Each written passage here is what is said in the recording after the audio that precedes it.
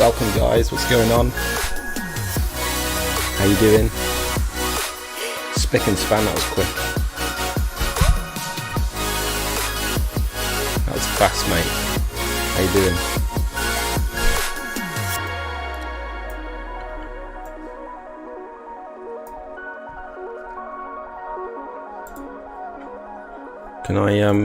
Can I engage with your... I wanted to do a little love heart on you. Sorry, mate. Right then. Got a few things to talk about today. Got a quote to do, possibly two. There might be another one coming in a bit, but we'll see. Hey Connor, you alright? Shane, how's it going? From Bournemouth. Hire from Shane in Bournemouth, equipped to clean. Is that the name of your business, Shane? I've bought stuff from an online retailer called Equipped to Clean. Hey Martin, you alright? Gary. Be on in a bit, no worries mate. How's everyone going? Have you started your Monday strong? I feel like I have.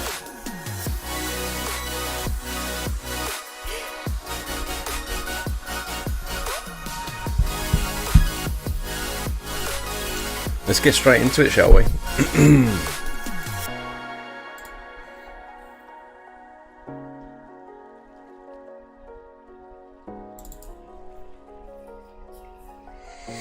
So today's quote is going to be for a large rear block paved area.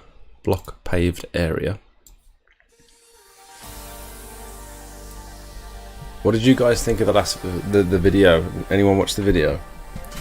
I was on the verge of just not posting it. I felt weird about it.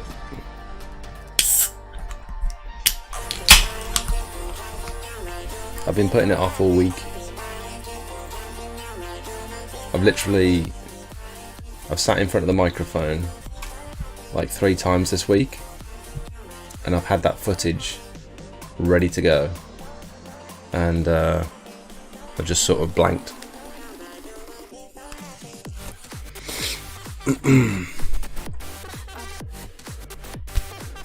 Oh, nice, Shane. Well done.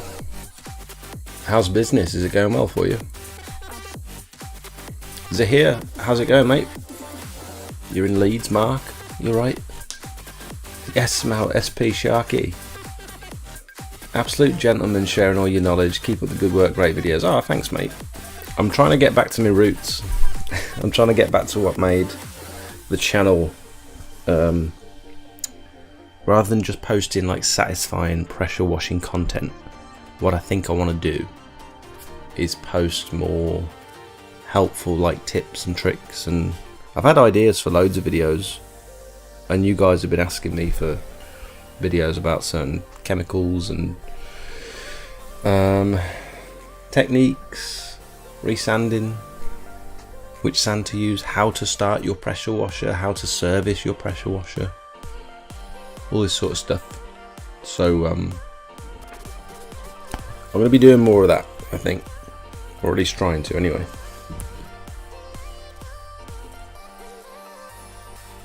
PJW exterior cleaning. Have you ever had heavy rain wash out some of the resanded block paving? Yes, had it recently. It was a nuisance, and this was a driveway that I just sealed as well. The storms have been insane, haven't they?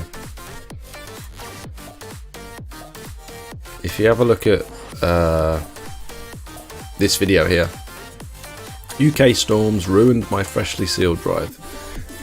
That one, you'll be able to see what went wrong.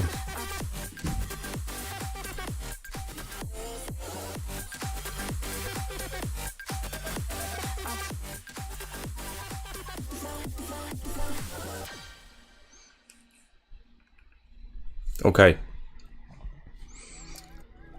So today's quote comes from a young lady in the same town as me, so it's not far. This is probably some of the worst block paving I've seen in terms of like level of dirt. Like, it's extremely weathered. You can see all the aggregate coming through. So new block paving, you can normally see the difference quite easily. I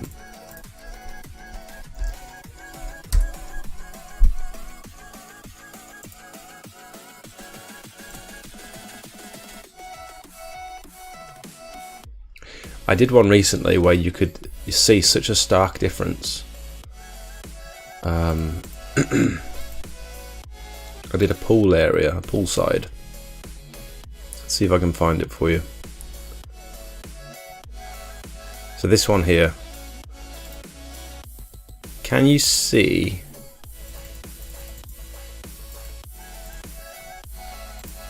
Maybe that's not the best photo. I think it's the only one I'm going to be able to show you. It's difficult, but if you could see on here, where the... yeah, you can't really see. Oh, there we go. So on this side, the blocks are shiny and they're smooth. But on this side, you can see the aggregate coming through on the blocks, and that's literally just where it's been weathered, because this side it's got roof over it. It hasn't had as much rain. I don't know if the sunlight contributes to the weathering. I'm not too sure. Ellis. Cheeky monkey. But this one is like extreme. And that always makes things harder. It makes it harder to clean, because as soon as that aggregate gets exposed, all the liching and all the organic staining, the bricks become a lot more porous, and it all like draws inside into the bricks.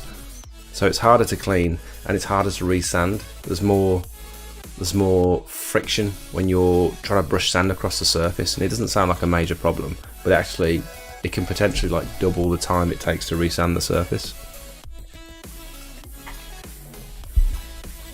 But the lady, she was talking about her tarmac drive, and that it's been there for 30 years. They've never had like a new drive in the last 30 years. So I'm wondering if this block paving is literally 30 years old. I don't know when the last time it was cleaned. It'd be interesting to ask her, actually. Let's catch up on your messages.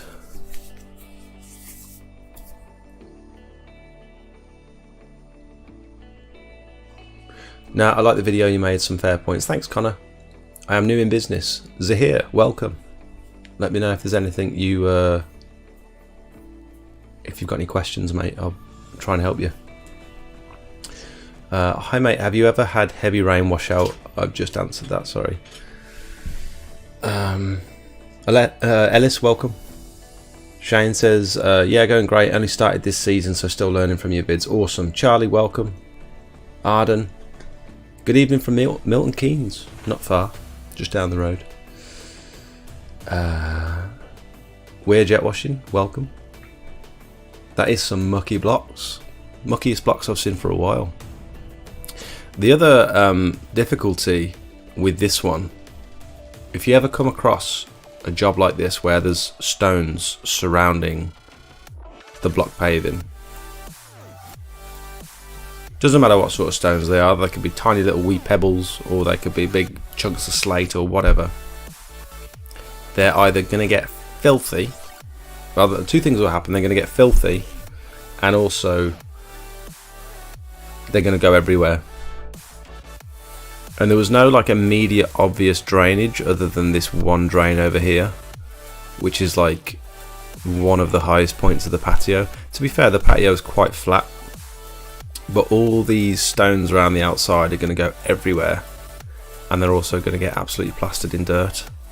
And usually you'd have like along here, you'd have one of those like gully drains, like a soakaway sort of thing, and so all the water would just, and the sand would flow into that gully, whereas now all the water and sand is going to flow into these stones. and so I've got to pre-warn the customer and say, your stones are going to get filthy. Just because of the way it's been designed. But as long as they're expecting that. I do have like a board, I've got like a clear perspex sheet where I can put it in front of the stones to stop them going everywhere. I can like put the board up and then use the turbo nozzle along the edge, and then sort of keep shifting the board, but they're still going to get filthy regardless. The other thing is, along the side here there's lots of weeds. Like I can blast all these weeds out, these aren't a problem, but the weeds that are going to grow up through the stones, am I gonna you're right, Coda, I've got the dog in here just making some funny noises. Am I gonna go around and pick all these weeds out individually? Like, should I include that in the quote, or is that not my job? You know what I mean? Because I'm just sort of pressure washing. Does that class as part of the patio? Jake, tell the chat about your float valve dilemma. I had a right laugh when I was listening to it. They definitely stole. Nah, just watch the video. I'm not going to bring it up again. I didn't even know whether I wanted to talk about it.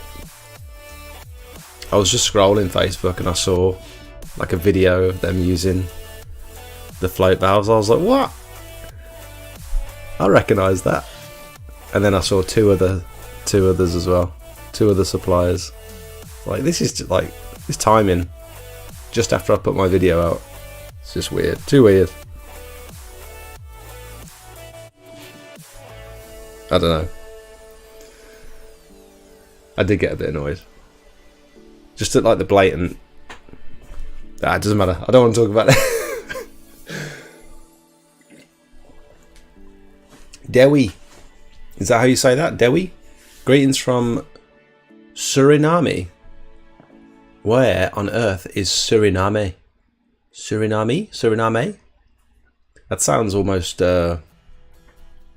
Thai. Your buffer tank video, I meant, sorry. Yeah, I know what you meant. I dropped a comment on the last vid. It's disappeared. Maybe I didn't send it. Buddy, I keep getting notifications on my I've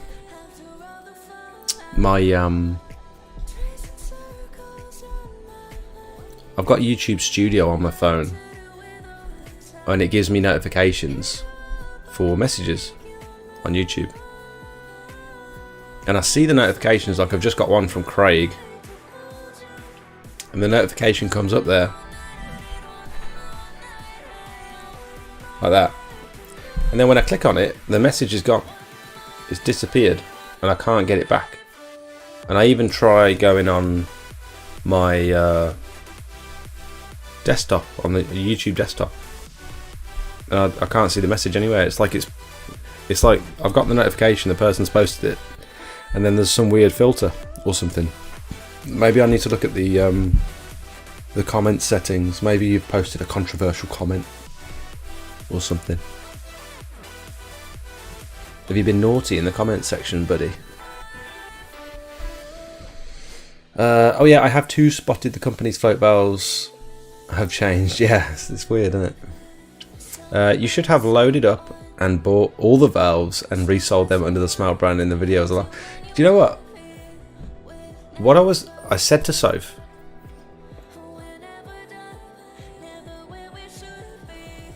I just need to check if Maya's in bed, bear with me. I don't know if Soph's left the house yet. Right, Mishi, you go now. I just thought I heard the banging, I wasn't sure if it was Maya. Lydia.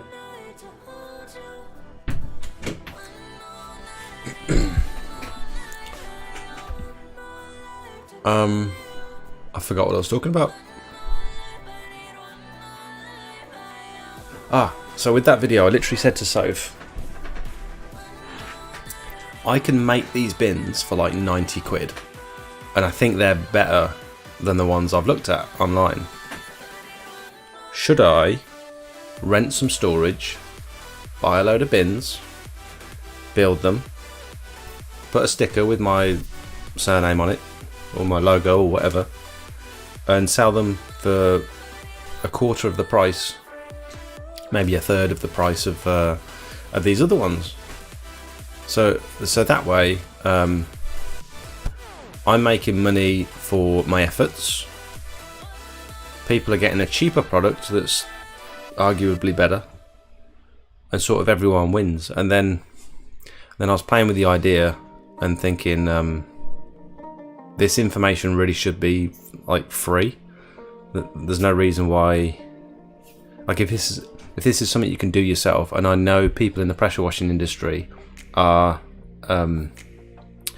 they're resourceful, and they like to save money, and they like to do things themselves where they can. There's lots of stuff in this industry that you can do yourself, like simple things like servicing your machine. You pay a lot of money to go to a company and get your machine serviced. And I feel like I don't want to be another one of those people that pretends this is harder than it is, so I'd rather just make the video and put the information out there.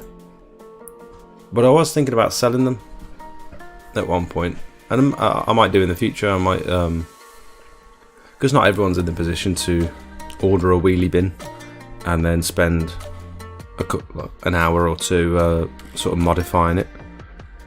Some people would rather just purchase one online, so I don't know. I don't know what I think about it, to be honest. Can you please tell us how you market your business, Shane? I tried Google. I didn't try Google Ads. I tried boosting posts on Facebook.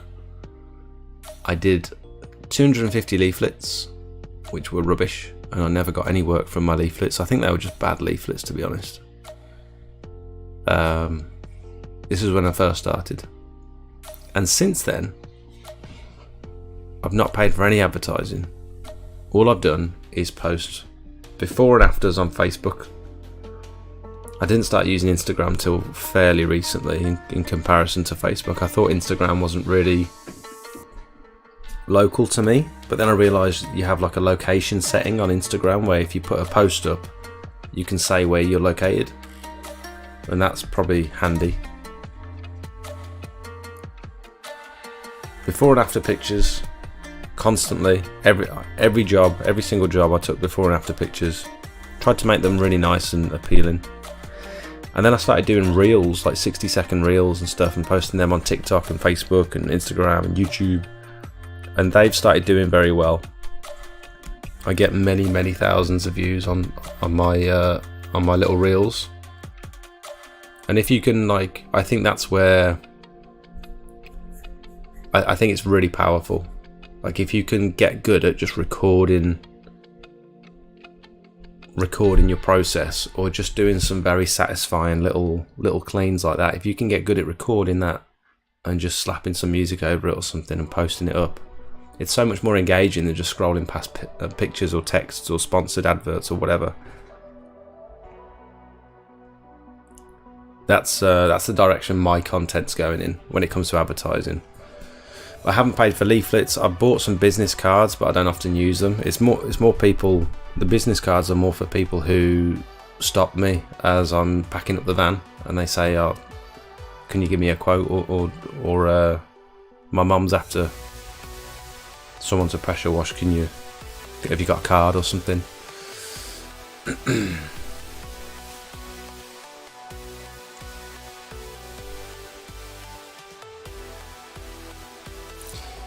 It's not the drive. I would see that as weeding the borders. It's not the drive. What do you mean it's not the drive? Do you mean like it's not the job? It's not part of the patio. Those weeds on the side there, you think just stick to the pressure washing on the bricks and don't worry about the weeds on the side? Because that's what I'd say too, ordinarily.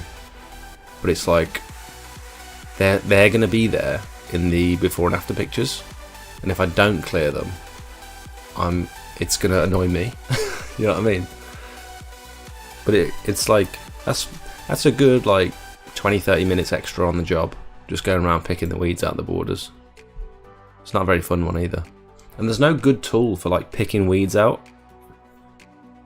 I used a pair of like needle nose pliers on one job, and that worked pretty well. But they were stocky weeds. Thick, well-rooted weeds. Hey, Mr. Moo. You're right, mate.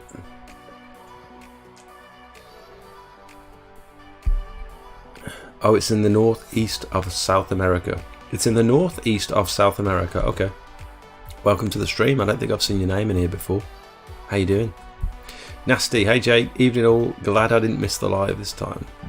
How you doing, buddy? Luke.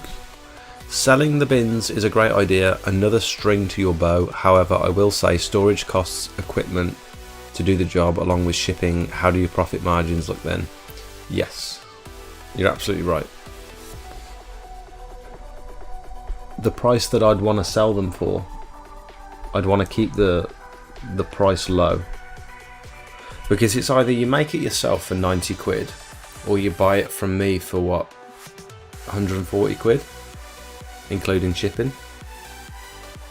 I think most people are going to want to save that 50 quid and just buy it themselves and just make it themselves. And if at 140 quid I'm still not really making any money because of storage costs and stuff, then it just doesn't seem worth it, does it? But I think if you try and sell it for any more, it's like, well, we know how much they cost to make, so how can you justify charging us that much for a complete one? I don't know. I'm sure people understand overheads and stuff. I was going to keep them in the garden, but it's like, imagine what Sofa think with 10 wheelie bins in the garden. 10 bright blue wheelie bins.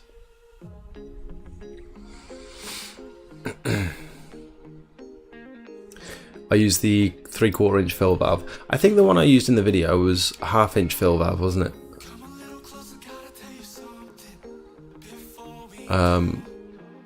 So I could have probably gone with the 3/4 inch one, or even the 1 inch one. I think there's a 1 inch fill valve as well, which would just be insane. Nasty Cleaning Services, that's a brave name. I park my van in Waitrose. You get really good jobs from there. Oh, like on your days off or whatever, you just stick your van in Waitrose. I see I keep seeing a van in B&M, in the B&M car park near me, and it's always there. It's a big landscaping van. I feel like, why do I always see this van? Like, are you never working? You know what I mean? How often that van is sat there compared to, I don't know, it might be a spare van. I don't know. It's a big van though. You were saying about charging, mate. Yeah, I think I would have to take that into account with the quote. Definitely do the weeds. You have to be brave these days. Fight all the nasty grime with the Nasty Cleaning Services. Always fight nasty with nasty. Evening, Corion. If some weeds are easy enough to pluck, it's all over, then you are weeding too. Ben, welcome. Put the stones on top of the weeds. Just brush them over. No, you used the 3/4 inch valve, did I? Thanks, Charlie. Charlie's like a wizard, man. He knows my equipment better than I do. Rebler. I haven't seen your name in here before, I don't think. Love your style, bro. Taught me a thing or two as well. Keep them coming, son. Thanks, mate.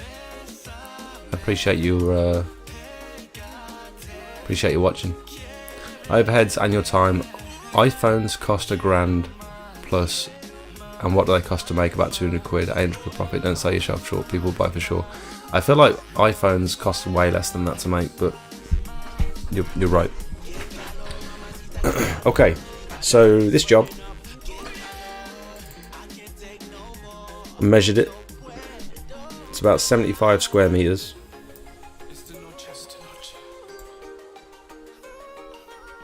I've got a new pricing structure. I'm sort of nailing it down now because I want my quotes to be more consistent. I feel like there's occasions where if I do a quote and then do the exact same quote next year, it could be a different price. Like, forget like inflation and all that sort of stuff. Obviously my prices might go up again next year, but I just want to get like more consistency to my quotes. So what I'm thinking now is patio chemical wash. So this is just like a generic pricing structure for what I'm going to do now. So it's £3.50 per square meter. Tarmac wash, probably £3 per square meter. Let's put them in price order actually.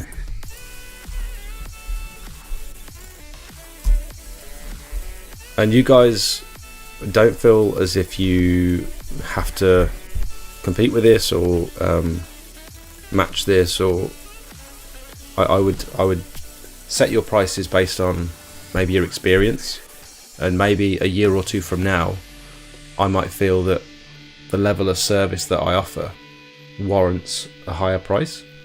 And so if you're just starting out, you might want to consider, especially if your equipment or your chemical knowledge isn't great yet. So yeah, don't read too much into my prices, but block paving, wash,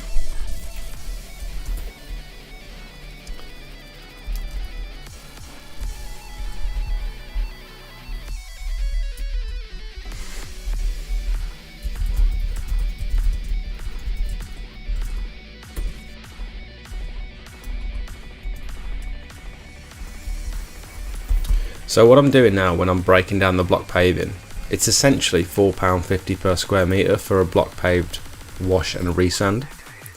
But I'm breaking it down so that the customer can see what they're paying for the wash and what they're paying for the resand. I'm quite happy now that 50p per square metre for the resand is covering the cost of the sand, and it's covering the cost of the labour for me to go back and do it. Because realistically it only takes half an hour most of the time. So rather than having one price for this, I'm breaking it down into two, just for the customer's convenience, just so they can see what they're paying for. Hey Gary, how you doing, mate? Rooney, just do it as kit with your name on it, and they supply their own bin. Oh, you mean I supply all the little fittings, and I send out a little kit with my sticker on it? That's a good idea. That's a great idea. So they could just purchase it from one place, and then they buy whichever bin they want. No storage overheads. No actual faffing around with drilling holes and...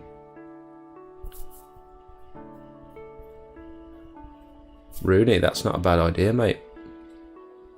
I like the sound of that, because to be fair, the product links in my description, they send you all over the place. There's Amazon here, there's... I think one of the fittings you've got to get from like Screwfix, and the other one's like a local plumber's merchant that I use for like the tank connector. So if I just bulk buy a load of that stuff and make a good value for money pack, anyone who wants to make that bin, they just supply their own bin and order the pack from me and build it themselves. That's a good idea, mate. It's a very good idea. Hey, Mr. Moo, all good, pal. Hope everyone's having a great Monday. Love your latest vid, I totally get it and agree to. Keep up the great work. You are an inspiration to many. Thank you, mate. It's nice of you.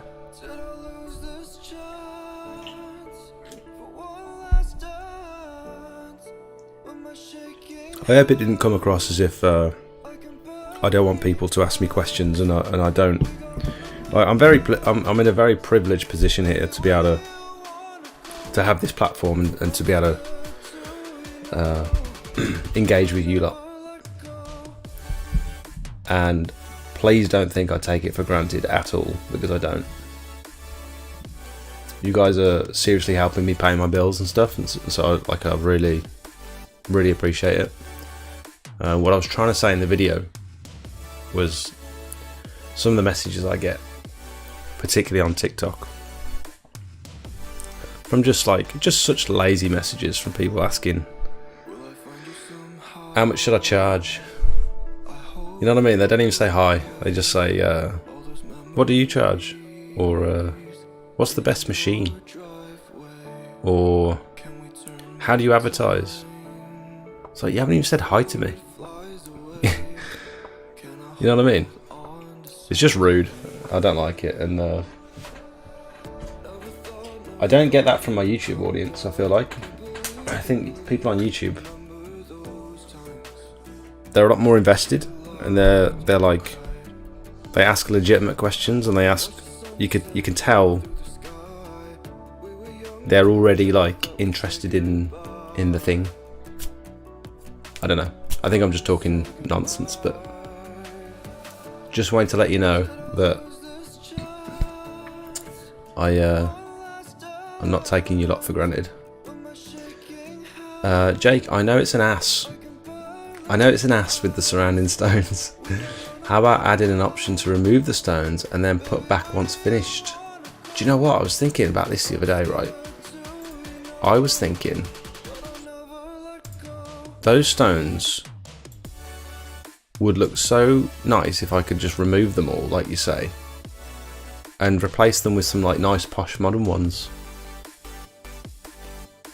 Like a service where I can say, I can even strip all those stones, get rid of them for you, and you can you got a choice of these or these, and I'll put them back in for you. But then you're getting into like landscaping stuff, and I've messed about with landscaping a bit, and I realised it's a lot more effort, risk, waiting on materials, higher, like a bigger chance for things to go wrong. Like I've got caught out on materials a bunch in the past. I had to replace sleepers that were like bent at my expense. You know, all sorts of things can go wrong, but I feel like I'm comfortable where I'm at with pressure washing at the minute. Although it is something, Luke, that I've thought about in the past. Maybe one day. Oh my god, Coda, that's rank.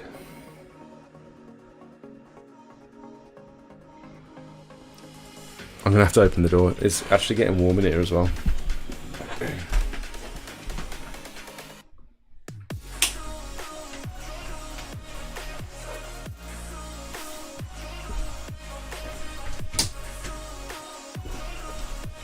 You want to see it?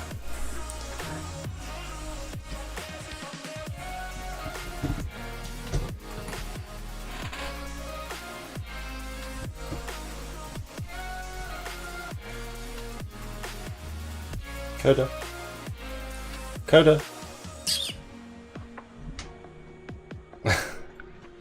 She does not care.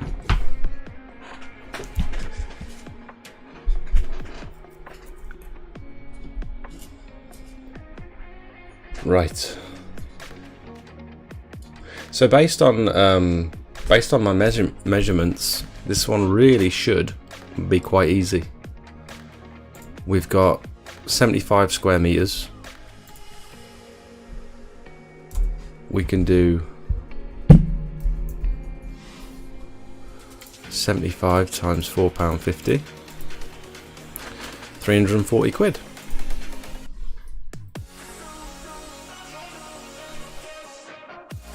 What I've started doing now is roughly, so this little sign I think means approximately 75 meters squared, block paved wash.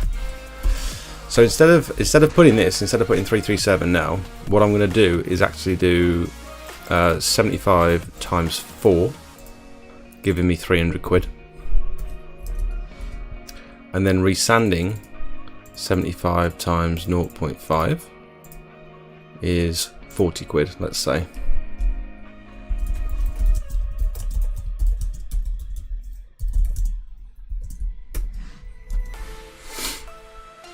What do we think of that? 340 quid for 75 meters of block paving to wash and resand. Do we think that's reasonable? Like, I haven't taken into account drainage, I haven't taken into account weeds around the borders. Sorry, you guys can't see that. Their water pressure's solid. They've got a hose pipe in the.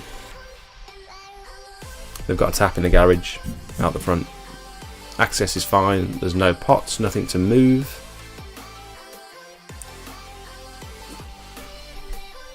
It doesn't look like anyone's been in that garden for years, to be honest.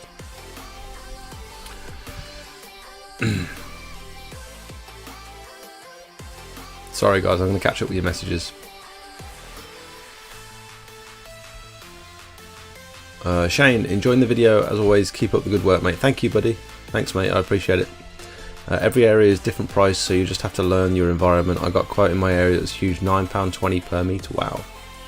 Hi Jay, yeah, they charge 130 for the kit alone. Was looking at it earlier.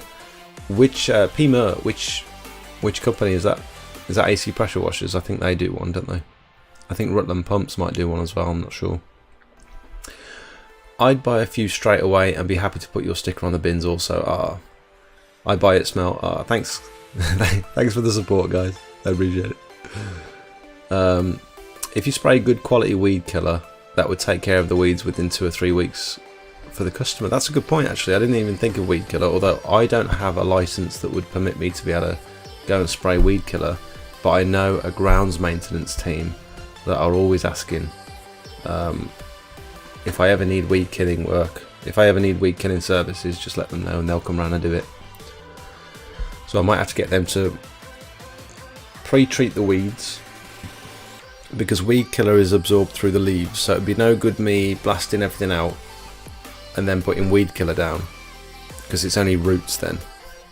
It's better to pre-kill the weeds, maybe like a week before, or like at least 48 hours before, and that will give chance for the leaves to absorb all the weed killer, kill it from the root, and then you can blast them all out and hopefully they don't come back for a while.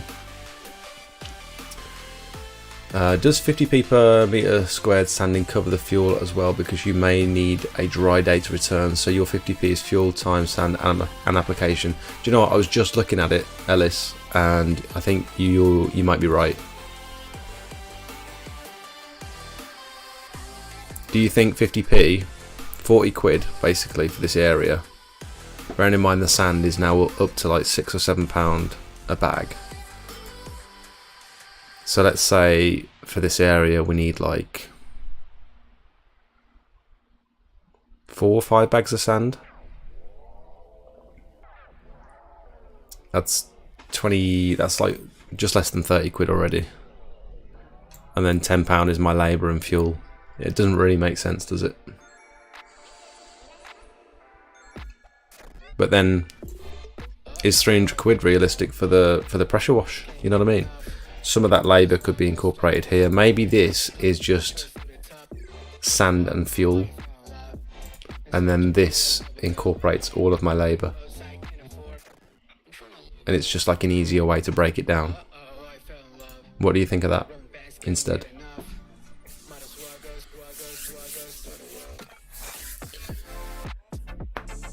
What valve are you using on your buffer tank at the minute? The same one that's in the bin video you did? Yes.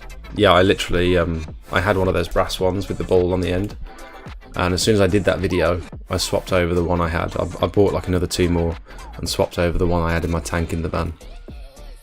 Steve, high smelt, are Honda engines the best? There's a bit of a thing going on with Honda versus, is it Briggs and Stratton?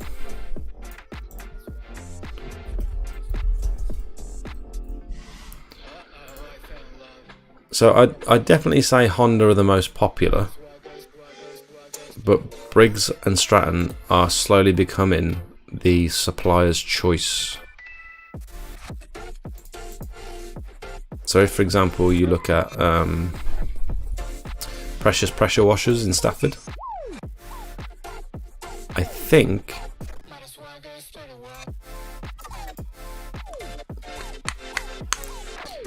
they offer a Briggs model, or is it a Lincoln they offer? I can't remember. Oh, they offer a Vanguard, which is Vanguard Briggs. Oh, I'm all over the place here.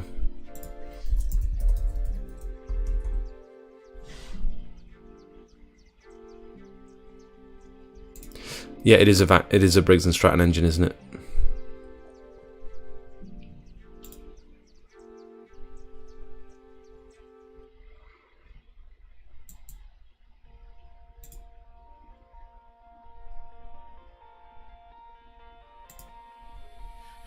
Where's the pictures? They got no photos for the Briggs and Strattons. So, for example, Rutland Pumps here, they're supplying Briggs, they're supplying Honda and Lincoln engines. Never heard. Well, I've heard of it, Yanmar, but I don't know anything about them. And then we've got Hat's engines, which look totally wild. So the Briggs and Stratton are slowly becoming like, I feel like they're slowly taking over. Hondas are definitely more popular. I think I've got a Lincoln engine in my pressure washer.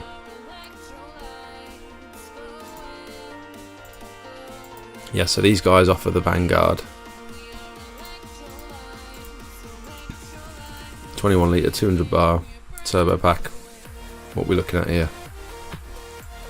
1700 quid plus VAT. Let's compare that to the Honda.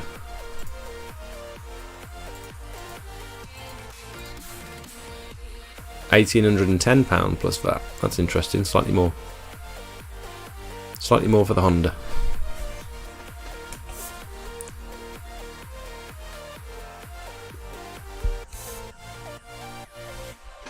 How do you usually deal with the flooding? So I've got a gutter vacuum that I sometimes use. Because I clean gutters out anyway. But also just a brush, like a big stiff brush. You can sort of direct the water in certain areas. Some people use mud suckers. If you want to have a look at one in action, Squeaky Clean.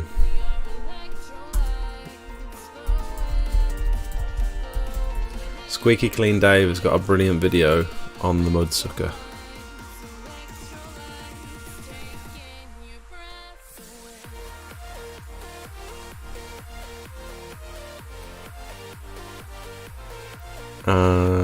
This one here, mud sucker test, and it's essentially like a pressure washer attachment that goes on the end of your lance, and it's like a is it a what's the word? Charlie will know. Charlie, what's the word for the is it a venturi?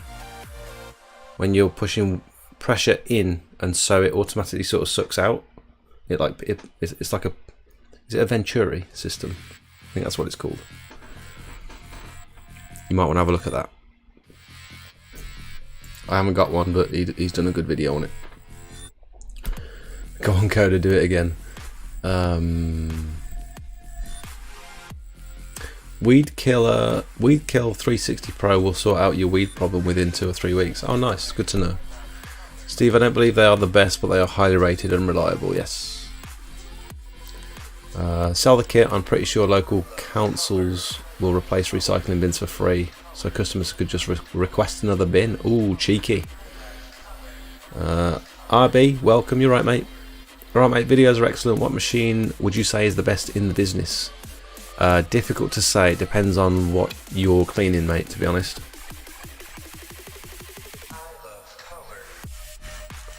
It depends on what your intention is and your budget. Each machine is going to suit someone different. Evening, Jake. Josh, you're right, mate. Just catching up on your latest video. Good to have a rant every now and again. Yeah. How you doing, Josh? Is everything okay? If you can do it in 3 hours, it's a winner. Yeah, I mean, that job, I feel like that's very achievable within the initial clean, maybe 2.5, maybe 2.5 hours, and then tidying up after yourself, rinsing everything down, collecting all the muck. Yeah, maybe 3 hours, I'd say. I did about 150 square meters of block paving today, and it took me from 9 o'clock till 11 o'clock. So not too bad. Plus going back to resand. How long will the job take? 300 quid? Yeah, about 3 hours, I'd say. Are you doing the walls too? I haven't mentioned the walls. Like I say, we haven't quoted this yet. I could do the walls, although I tend to steer clear of walls just because you can get very drastically different results depending on the types of brick. Some walls are really, really easy to clean and they come up beautifully, like brand new, and some look rubbish. And also, the risk with walls is there's a risk that you're, especially old walls, the risk is that you're blowing out the pointing from between the gaps, and you're actually causing a lot of damage to the wall. And so a lot of people that have got like heat boiler systems and steam, that's really good for cleaning walls on low pressure. So I've been avoiding walls. I actually cleaned a wall today for the first time in a while, but I do tend to avoid them, to be honest, because I feel like sometimes I'm just causing more damage and they're not cleaning up great. But I guess with the right chemical treatment and the right pressure and potentially steam, if you've got it, you know, might be worth quoting for the walls as well. It could make quite a big difference on this property, to be fair, if you're looking at it from this angle and this is all looking brand new and the walls are looking good as well. That could potentially lift the whole area and make it all look really nice. Sorry, just joined. What price did you say for the area? So far we've got 340. This is just my pricing structure. This is the quote that we're looking at.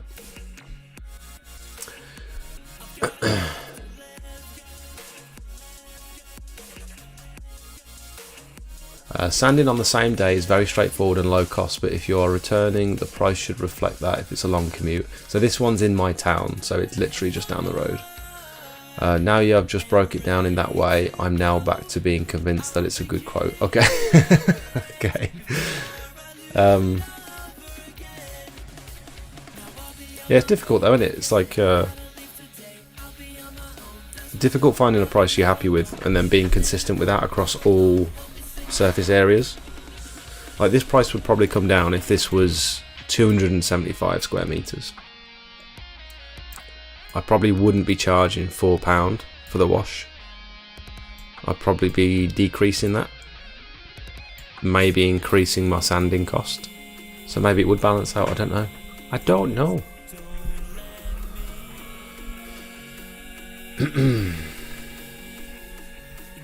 And sanding on the same day is the weather's got to be perfect.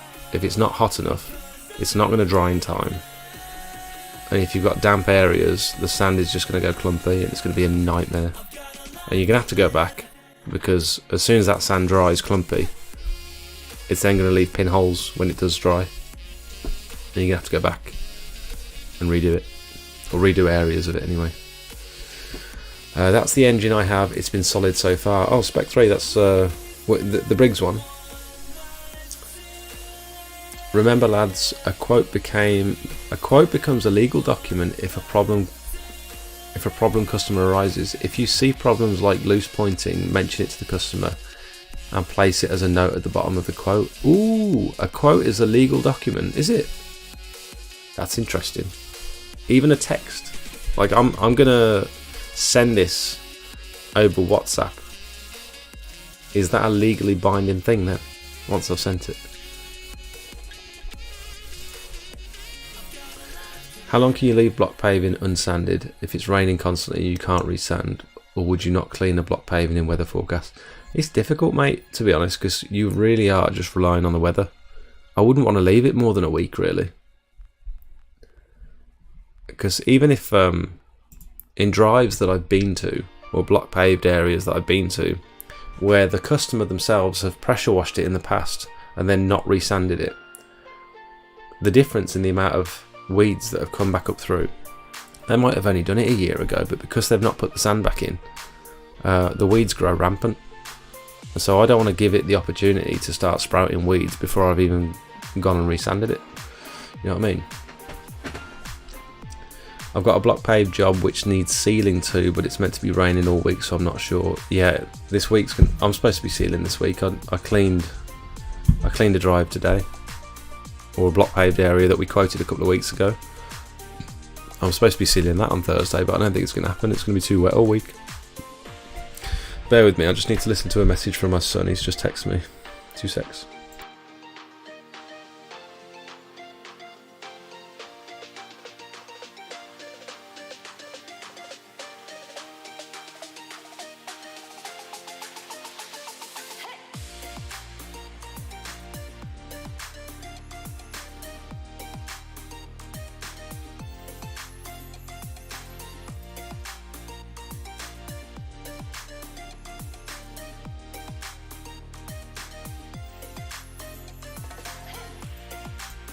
I need to share this with you guys. Listen to my beautiful little boy. Daddy, I've been doing this doodle for 3.5 hours, so I hope you like it. And if I'm gonna make it even better and edit it and stuff, Mummy might get me a picture frame to put it in my room. Love ya. That makes me want to cry. He's drawn me a nice picture.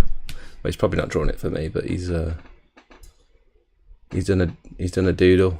We do these mad doodles sometimes. He's lovely.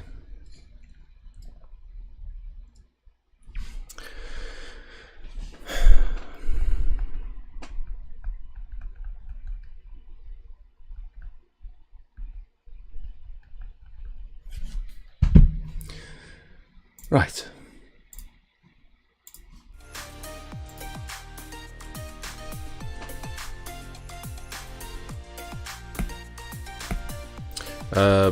Briggs and Stratton have been about for years. Yeah, I realise they've been about for a while, but I think from what I've seen anyway, people are just starting to adopt them. They sort of seem to be coming into the pressure washing scene more and more, from what I've noticed, but I've only been in the scene for like 2 years, so no worries, Mr. Moo. I think you're talking to me, I'm not sure. Venturi, oh, okay. Briggs and Stratton were just after the horse and cart defo time served engines. Oh, fair enough, there you go. With the impending new machine, you thinking about a boiler system. Luke, that's secret information. That's for members only. We're not talking about the new machine just yet. No boilers. No, not interested in that sort of expense at the moment.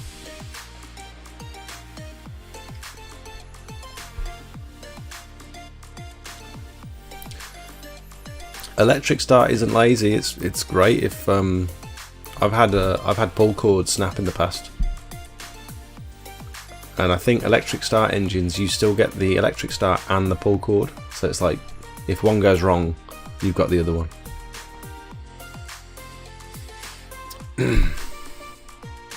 Does the 340 quid include hypo treatment too? Yes. Yes, it does. So every block paved area now, like you say, Connor, about the weeds sprouting back up through, I'm doing everything I can to mitigate that. And so if that means putting a load of hypo down on this area. My little mini trigger broke today when I was using the X-Jet. I've got an old trigger, you know, like a Lance, just a stubby one. I was using it. In fact, I'll show you guys the video. I'll upload it to my Google Drive. But I was using it, I wasn't even pulling the trigger, and it was like still flowing. Which could be dangerous when you think about it. And it was like still drawing hypo through the barrel as well, even when I was off the trigger, which was a bit scary. Felt like I had no control. So I took that off and I had to put the X-Jet on the end of my long lance instead, which just, it was fine. It was a bit awkward, but it was fine. Yeah, Luke, every block paving job now, I'm doing a hypo treatment. And when I'm sealing, I'm going to offer to follow it up with regular bioside visits as well.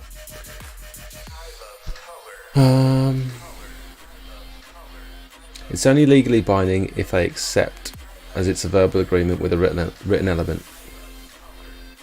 Does anybody here know a good power washing channel based in Germany? I've got some weird block paving here at my house, but it's gravel, not sand. How do I clean it out and not refill? You've got gravel between the blocks. Gary, welcome to the members group, buddy. Thank you so much. That's really kind of you. Thanks, Gary. You know, we've got like 27 members of the channel now. I was supposed to give you guys a shout out in today's video, but I forgot. I'm very sorry. From now on, every video I do, I'm going to do my best to. It might not be realistic to like shout each one of your names out verbally, but I'll at least put them on the screen. Maybe I can just do it at the end of the video and just say thanks to everyone individually. But it would take up like the last couple of minutes of the video, which is fine. Yeah, maybe I'll do that. Thanks, Gary. Welcome. Welcome to the cult.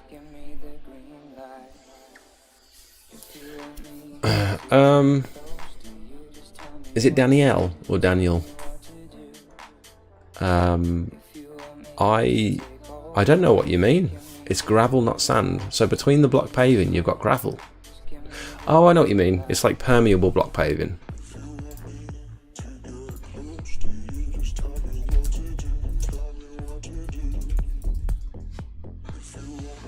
Does it look like this?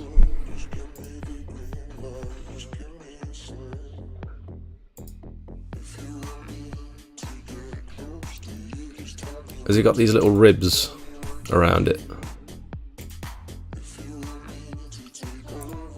And is it filled with grit like this?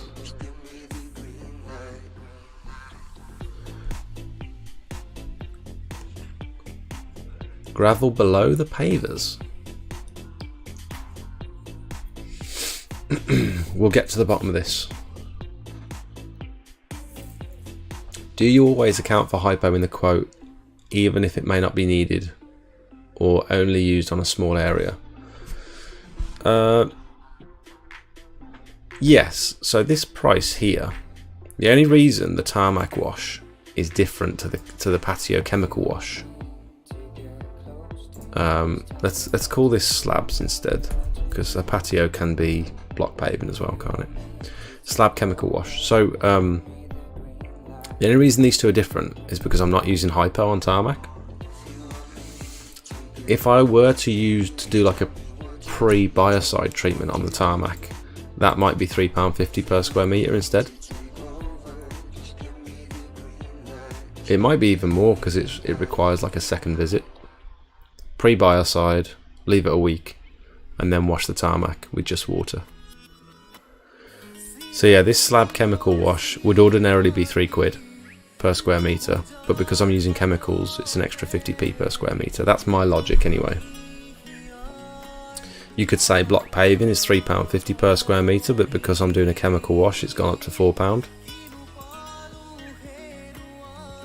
You know what I mean? And so if you're not offering that as a service, if you're not doing chemicals for whatever reason, your prices might be lower than this.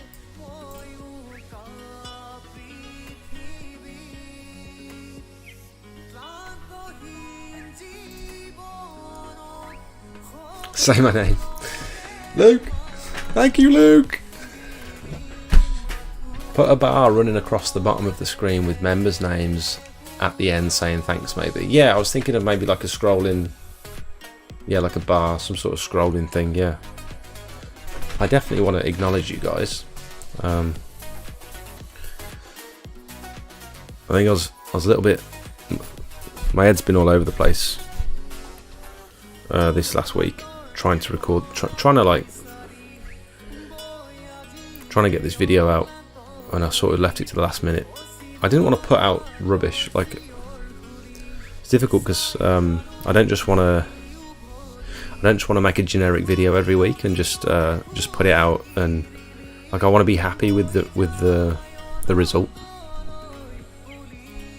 And so I sort of I ended up rushing it this morning after I finished my job. I finished at I was back home by midday, then had a shower.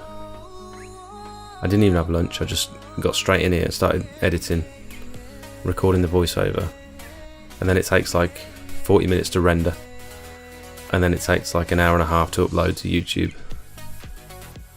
Like I just managed to, I think it uploaded at 5 o'clock, and then it went live at 5:30. I need to be more intentional about it this week. I need to be proactive rather than reactive. I think I was just in a weird mindset where I didn't want to record any audio last week. Like I sat in front of the computer 2 or 3 times and I just blanked. I just couldn't. I couldn't think. I couldn't get my words out. Big up Blue Badge crew. Craig, how's it going?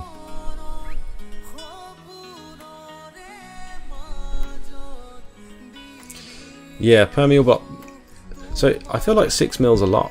6 mil looks quite big to me. Are you sure it's not like 2 to 4 mil? Because some permeable block paving, like this, those joints look quite skinny. Don't you think 6 mil's too big for these joints? So for anyone that doesn't know, permeable block paving just allows the water to drain through the surface of the driveway rather than running off down the road. King Kong, welcome. How you doing, mate? Thanks for the support, guys. I think what are we up to like now? 28 members? Insane. I only launched this like a couple of weeks back, about 3 weeks ago. I never imagined we'd have this many members. Thank you. I'm from the States, only lived in places with concrete or asphalt. Now in Germany I've dug out all the weeds, but there's great big gaps between all the blocks. This is a me problem, and I should shut up. No, I need to understand. Can you send me a picture? Are you able to send me a picture on like Instagram or Facebook or whatever? Because I really want to see. You've got me intrigued now. We need to figure this out for you. Love your videos, mate. Helping me a lot in my own venture. Keep up the awesome work. Brett, thank you so much for watching. I really appreciate you watching. The channel is growing slowly and steadily. Have you guys got any interesting premises for some videos? If there's a video you want me to make, stick it in the chat now, and I'm gonna write them down, or I'm gonna screenshot them, and then I might start working through them. There's some I know I want to make, and so if you guys mention the same ones, then I'll make those ones first.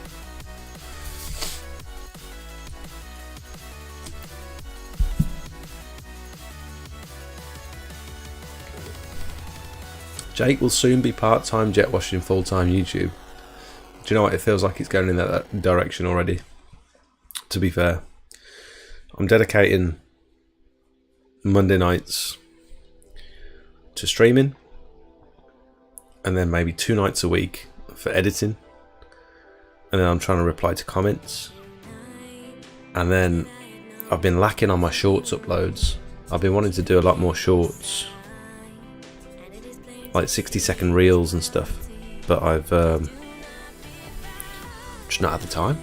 You'd have thought those would be the easiest to make because they're short, but you've got to like grab the audience's attention within the first half a second, else they just carry on scrolling.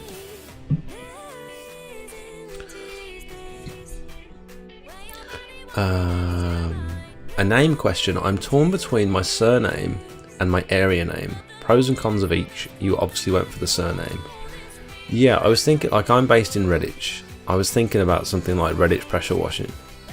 But then it's like, am I limiting myself to Redditch?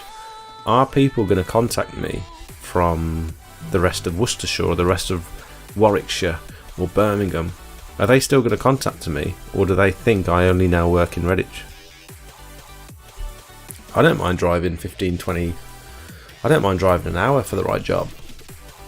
And so by calling myself Redditch pressure washing, I feel like I was limiting myself. And so the surname, I feel like my surname has the potential. I was looking long term. I was thinking, like, you could franchise the name Smelt. It's an unusual name. It's simple. I think it kind of looks good when it's written down. You could probably make a good logo out of it.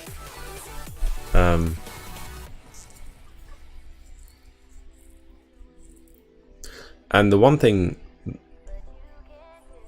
on top of all that, the main reason for going with the surname was because I remember how proud my grandma was when I pulled up in my van, and I brought her outside to see the van, and she literally almost started crying when she was so proud that I got my name written on the van, our name written on the van, you know. So that made me realise that was definitely the right decision.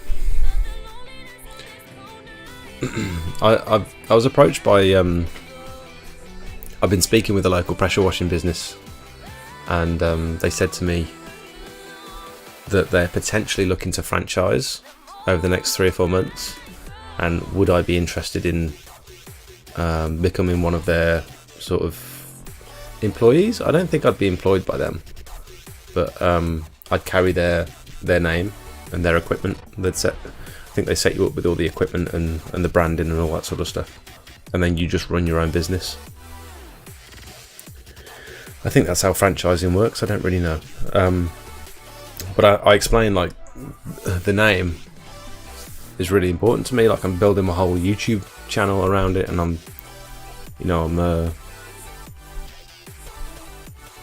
I've got something going at the minute, and so it wouldn't really make sense for me to, you know, drop all that for, no matter how good of an opportunity it might sound. You know, it's not the direction I want to go, really. It's dark now. What other tags have you? TikTok, Instagram, Facebook. My numbers, you could probably WhatsApp me.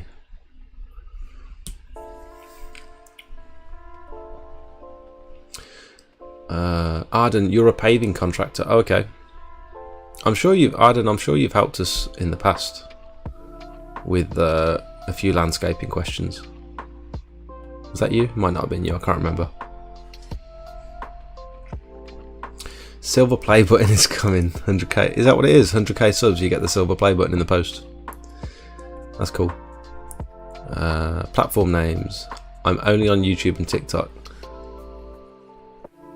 You could message me on TikTok. I'll be recording my job on Thursday, and I'll be starting the YouTube grind. Nice, Craig. Good luck with it.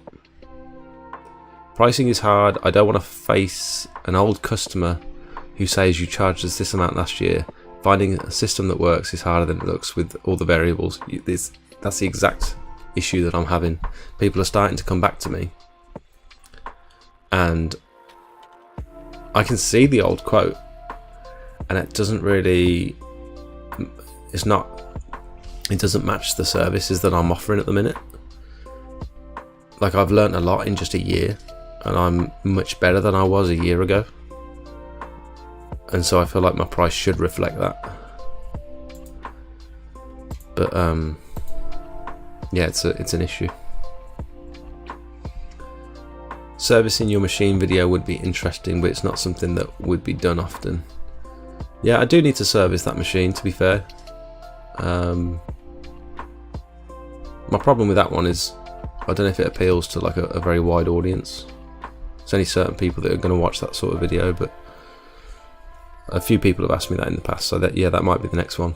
Informational video on types of chemicals, treatment for various surfaces, block paved, Indian sandstone, limestone, granite, porcelain, etc. And chemicals not to be used on them, if any. Struggling with that one at the minute, Luke, just because I went on that Pure Seal course and I don't know how much information I should be sharing with you guys, considering I learnt it through a paid course. There was stuff I knew before I went on the Pure Seal course, but how do I prove it? You know what I mean? If they were to have a problem with my video because I'm sharing information on chemicals and stuff, there's no way of like proving what I already knew before the course. Do you know what I mean? It's a bit of a weird conflict, and I'd like to make that video, but I don't want to piss anyone off. Your story about your nan being proud to see your name upsold it for me. Oh.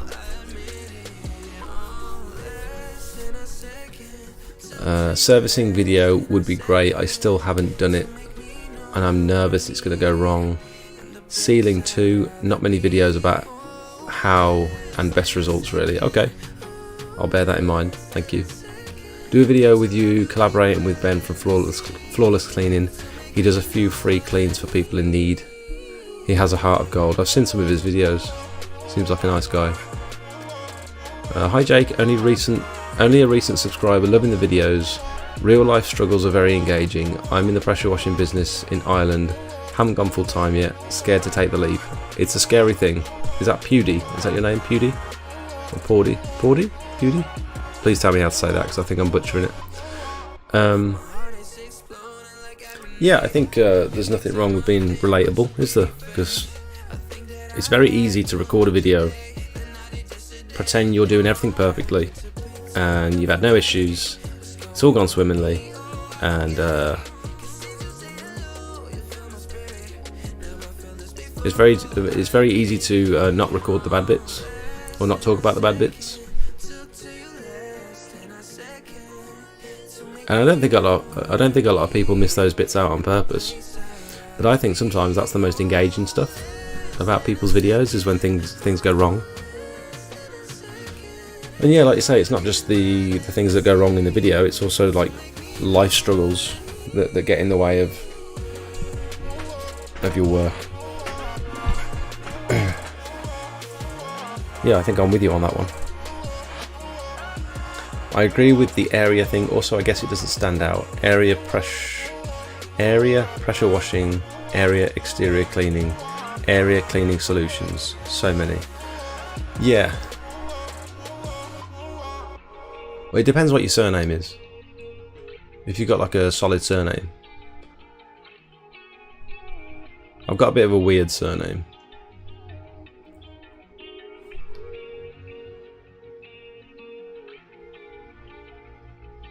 Any advice welcome on the right time to go full time, thanks. Yeah, so I'd say for me personally, I got to a position where I'd lowered all of my outgoings. That's my child, that's my little girl. I'd reduced all my outgoings, so all my direct debits I'd reduced as much as possible, things like my phone bill, Netflix, Amazon, got rid of all that. So I didn't have to earn as much to be able to pay my bills, because I'm lowering the cost of my bills. Try and pay off your debts. I know it's very easy to say, you know, you make a couple of grand pressure washing, the last thing you want to do is pay off some old credit card debt or whatever, but I really would recommend it if you can. Again, it's just reducing those debts and those outgoings, ready for, what is this song? Ready for the right time. The other thing I did was I didn't take any profits from the business until I went full time. So all the money I'd earned from pressure washing, I'd reinvested into new equipment and van and leaflets, which didn't do anything, business cards, you know. I had everything I needed to make a good go at it before I went full time. So I didn't go full time, and then I still had stuff to buy. I made sure I'd bought everything before I took the leap. And then the last thing I'd say is I had about a month's worth of work booked in, because it was really getting to the point where I had so many inquiries and I was booking stuff in the calendar like a month later. So I thought, right, this is the time now. I'm going to leave my job on this date. This is my 30 days notice, and then I've got a month's worth of work. Because I could only do like evenings or weekends around my current job. But as soon as I went full time, I wanted to have plenty of work in the calendar. And the other thing is, I was still on a 0-hour contract. If you can stay on good terms with your employer and ask them, you know, if things don't go to plan, can I come back and do a few hours here and there? Can you keep me on the books? You know, especially in times like over winter, that's really important, because pressure washing season, it just stops dead around like October, November. And I haven't really got a plan this winter other than gutter cleaning. And so if you can stay on good terms with your employer and just say, look, I might need to come back during the winter to do a couple of hours a week. Well, first of all, ask if you can reduce your hours. They didn't let me do that. They didn't want me reducing my hours because they needed another full-time post to replace me. They didn't need a part-timer, and then they didn't want to employ another part-timer. So in the end, I just had to say, right, okay, I'm going to leave. But if you can keep me on, I think they offered to keep me on a 0-hour contract because they were short-staffed. So that was just lucky for me, basically. But I hope that helps. I pronounced your name correctly the second time. Pordy. Pordy?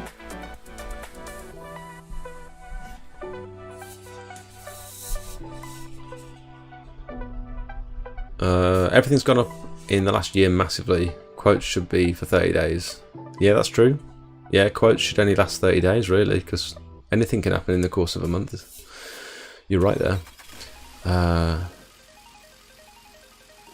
Duchesne. Currently can't watch the video at the moment. Can't wait to watch it in full as I took the plunge of starting up pressure washing. Mr. Jetson, welcome to the stream. I don't think I've seen your name in here before.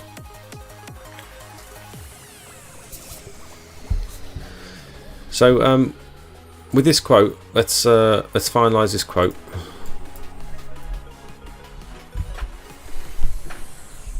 Let's get the lady's name. I didn't take her name. Damn it. Good evening. Please see your quote below. Resanding will be done on a dry day following the wash. Strong chemicals will be used in order to remove black spots and organic growth.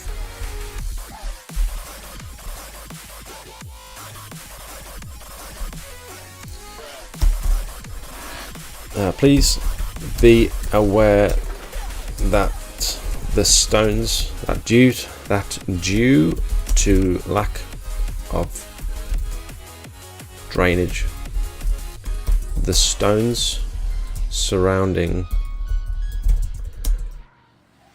the, can you still call a block paved area a rear patio? Is it still a patio if it's block paved, or does it have to be slabs if it's a patio? Can anyone confirm?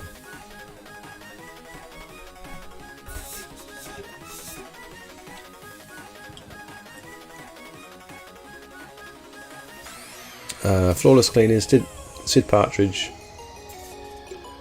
No, it smelt too. Oh, that's nice to know. Thank you. Talking of servicing, they say every 100 hours of use. Yeah, I've heard that too. Have you stuck to that, or have you done regular filter oil changes? I've only changed my oil. I've only changed the oil on my machine in the last 12 months because it's a fairly new machine. It's around about the time now where I think I need to do the spark plug and the air filter as well as the oil again. You shouldn't say a thing about what you learn on the course. If people want to know stuff, they should go on the course. Yeah, I think you're probably right.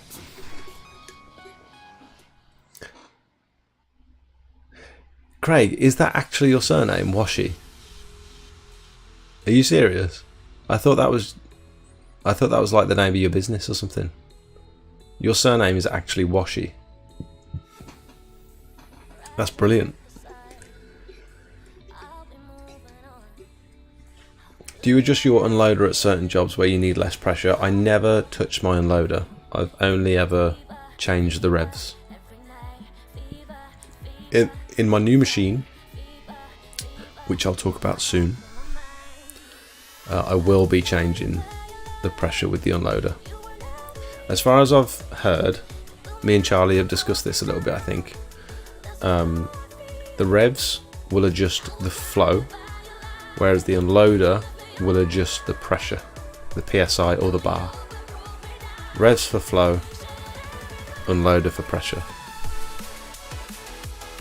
But I've still got some tinkering to do to really fine tune that and to see if that's actually true. There's a few ways that I think I can do it, and I'm gonna make a video about it. The Vanguard is Briggs. I've got that model. They are great. Awesome, Shane. It'd be interesting to get them side by side. Just things like the noise that each engine makes. Like, is one engine louder than the other, for example? That's the sort of stuff I'm quite interested in.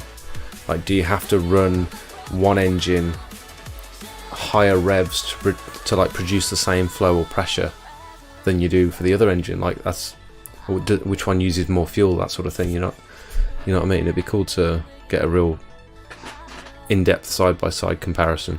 But there's so many machines you could do it for. Like, how many engines do you do that for? Spot on, Jake. No worries.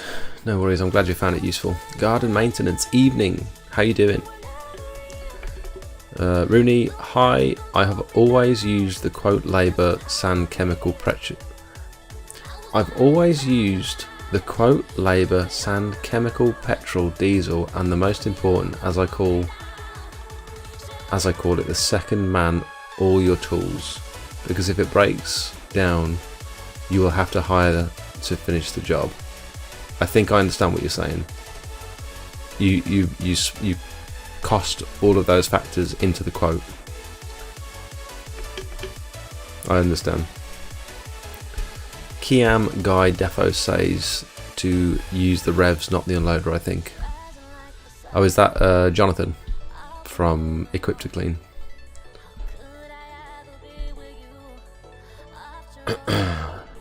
A patio is an outdoor space used for recreational purposes, so yes, call it a patio.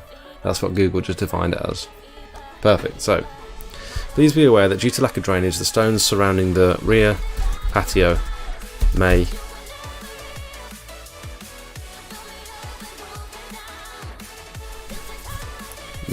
get dirty.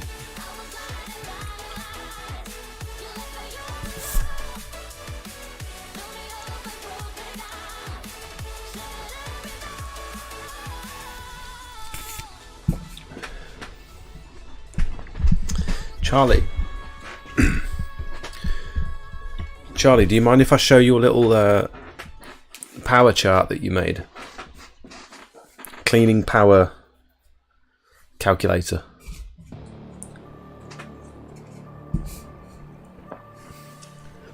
I think the flow and pressure are proportional to each other. I think the unloader sets the pressure, the unloader goes into bypass.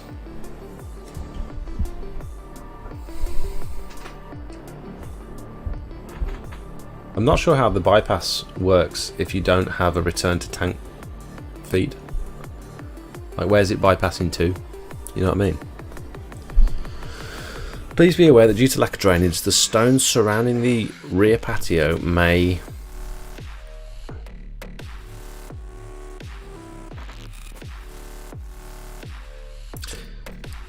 get dirty. I don't know how else to say that.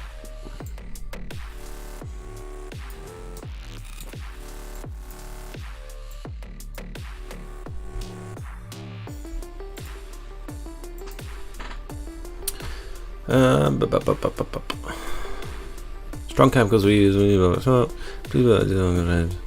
always give a date, so I'm available on this date if that's convenient for you. Let me know if you have any questions.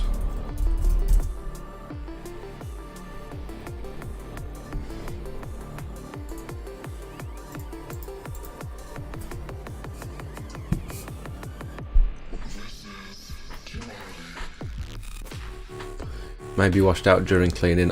I don't worry. I'm not too worried about them being washed out because I will just wash them back in. But it's the dirt that will cover them. Just watched the rant video. Seen the post you are talking about. Fair play for pointing it out. Adam, welcome to the stream. Yeah. Yeah.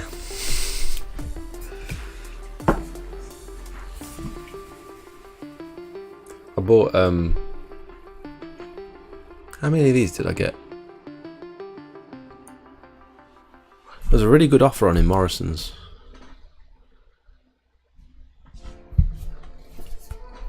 I went paintballing on the weekend. I got absolutely battered. It was my friend's stag do.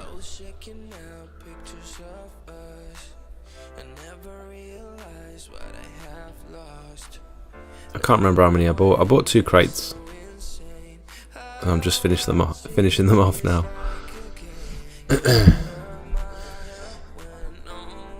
Without a return to tank bypass, it's internal. Repressure and flow faster the regarding pressure and flow, faster the engine, the faster the pump works. I'm interested in the chart of Charlie's chart. Can we see the type of replies you get, Jake, to quotes, examples for the accepted ones and the rejected ones? Yeah, I don't want to give out customers' information like phone numbers and stuff over WhatsApp. But maybe that's something I can. Adam, welcome. Thank you so much. Welcome to the club. Maybe that's something I can get prepared for next week, if you'd like to see the replies. Because it's the same thing as what I do with these. Like the photos, obviously I just take the photos, but with the Google Maps stuff, I've got to crop it to make sure you guys can't see like street names and addresses and stuff. And I certainly don't want to give out people's phone numbers. But yeah, I can get that ready for next week if you like.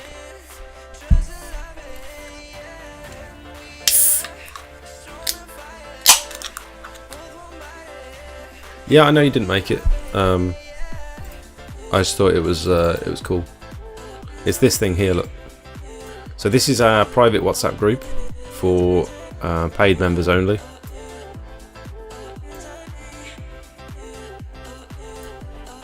And I thought this was cool.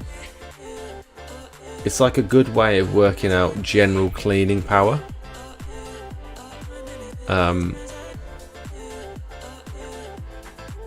So for example, my machine is 200, I think it's about 220 bar, 15 litres per minute.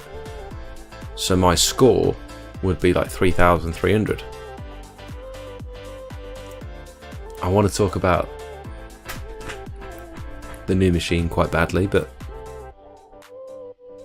right, I'm just going to tell you. No, I'm not. No, I'm going to wait. I'm going to wait until I make the video. I've got something's happening behind the scenes.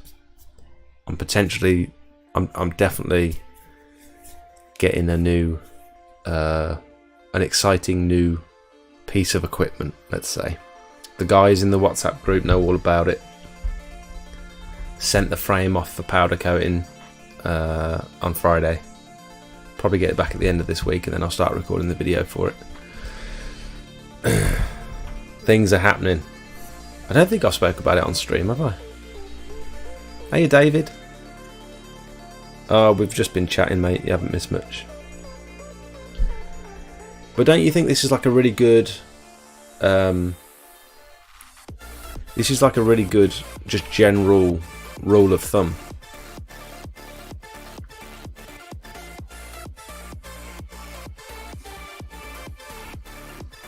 What do you think is the toughest part of the job? I think cleaning up afterwards. I think the actual pressure washing and the chemical treatments and the rinsing down, the actual cleaning is fairly fun, like it's okay. Because it's quite satisfying when you're doing it. But trying to manage all the runoff and the sludge and the dirty water going into the street, and the water, it very rarely goes where you want it to go, and then you've got to dispose of all that waste by either bagging it up or putting it in a compost pile or vacuuming it out. Like that's for me, that's the part of the job that I didn't expect. It sounds silly, but when you think about pressure washing, you just assume it all just sort of flows away, but it doesn't. Like the amount of sand that's generated from like the joints of the block paving and stuff. It's not so bad with slabs and patios because there's no sand. If they're pointed nicely and you're just cleaning, it's just dirty water that runs off, and if providing there's good drainage, which there usually is on slabbed areas, it just sort of runs away. But when there's sand and moss and roots and weeds coming out from between the joints, it's all got to go somewhere, and I never factored that in when I started this business.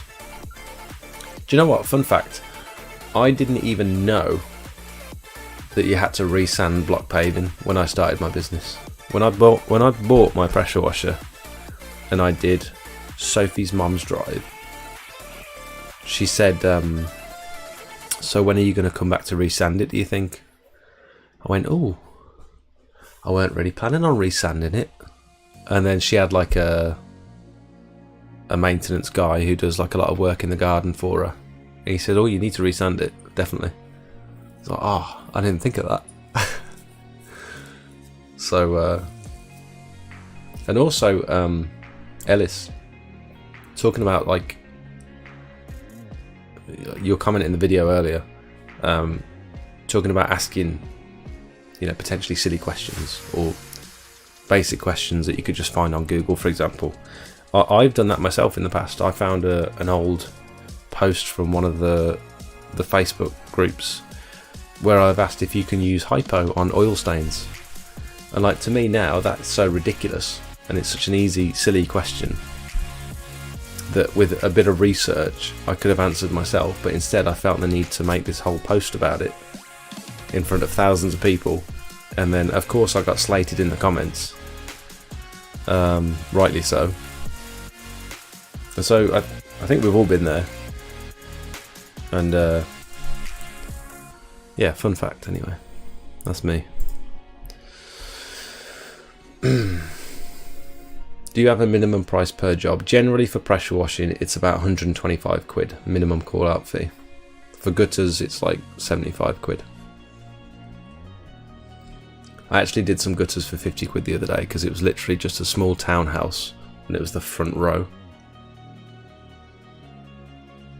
And I just said it's going to be 50 quid, it's going to take me like 20 minutes.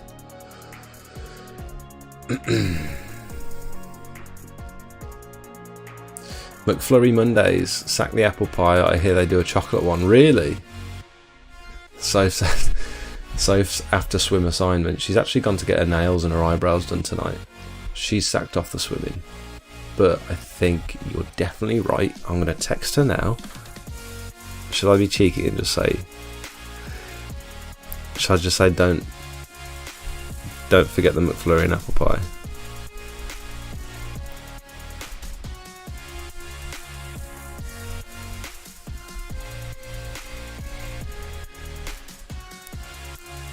That's very cheeky.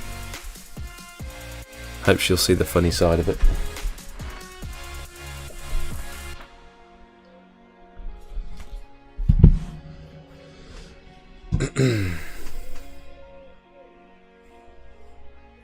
Do you ever try and upsell to increase your overall on-site ticket price? Coda. She's just grunting in the background. Such as asking about doing gutters for a discounted rate, or is that more an American type of audience? No, I've definitely done that in the past. I'll say things like, if they've asked me to come and quote the patio, but they've got some more slabs around the side, or like a side path, or they've got like a pond area with some slabs around the pond or something, I'll say, are we doing this? Are we doing this area? Are we doing this? And ordinarily, if I hadn't said that, they wouldn't have even thought about it, because they're just focused on the bit they want cleaning. But if you say, are we doing this as well, and just make it like a casual thing, yeah, I could break it down. I'll include it in the quote, but I'll break it down so you can see what you're paying for. And if you don't want it all done at the same time, you don't have to. And 9 times out of 10, they just have it all done at the same time. So the job I went to quote on Friday, which he just got back to me today, and he said, yep, happy with the price. That was a job where he'd asked me to come and quote the drive, and I think I said something like, is there anything else you need doing around the back, or is it just the drive? He said, oh, well, yeah, there are some slabs around the back, so you might as well do them while you're here.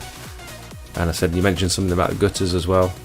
He said, yeah, I mean, it's only this lower portion that's blocked. And it gets blocked in the downpipes as well. And so he was only thinking about having the lower gutters cleaned. And I said, well, I've got some like 40-foot poles, so I can get to the top if you want me to just do all the gutters. And he said, oh yeah, great, fine. Quote for the lot then. And so it's like little. I don't push a hard sale. Like I'm not trying to scrape every penny from the customer. But if I do it now and just say, look, if I do it all at the same time, it's going to be cheaper for you than you calling me back in 6 months' time to say, oh, did you do gutters, by the way? And that's a separate visit then. If I can do it all in one day, then it's going to be cheaper for you. Like, I'm a bit annoyed about a job I went to quote on Saturday. It was on the way to my friend's house, and I've quoted, she asked me to quote the drive, and then she said I've also got a rear patio. And so I quoted the drive, broke it down, give her a price for the drive, price for resanding, price for the rear patio. And I said, by the way, your neighbour has got virtually the same drive as you, just like flipped, like opposite. And the last person that pressure washed it drew a line down between the drives. There's no like clear line, but they'd obviously had theirs pressure washed and the neighbours didn't. So they just put a line down the middle. And I said, if your neighbour gets their drive done at the same time, I'll give you a £20 discount on the drive. And she said, okay, I'll go with just the rear patio for now. There's a few reasons why I don't want the drive cleaning. It's like, if I'd have known I was just coming out to clean the rear patio, I might have priced that slightly higher. I thought you wanted me to do everything all at the same time, which is why my prices were so competitive. But now just having to go out and just clean the patio, I'm not cleaning her drive, and I'm not cleaning the neighbour's drive. It's like, and then she's potentially still expecting that discount on the double drive clean if I were to come back out. She says she might have it done at a later date, and she's going to tell me why on the day. And it's like, kind of wish I hadn't broke it down now. So sometimes the breakdown can work really well. Like 95% of the time, the breakdown. To be fair, 100% of the time, the breakdown has worked really well for me when it comes to quoting. But I suppose sometimes it can bite you in the botty.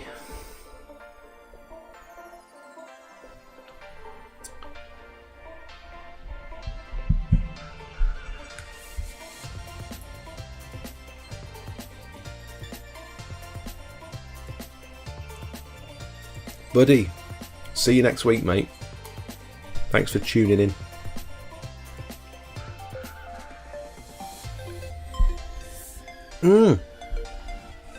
Josh, I had the Biscoff McFlurry the other night. It's awesome. Really nice.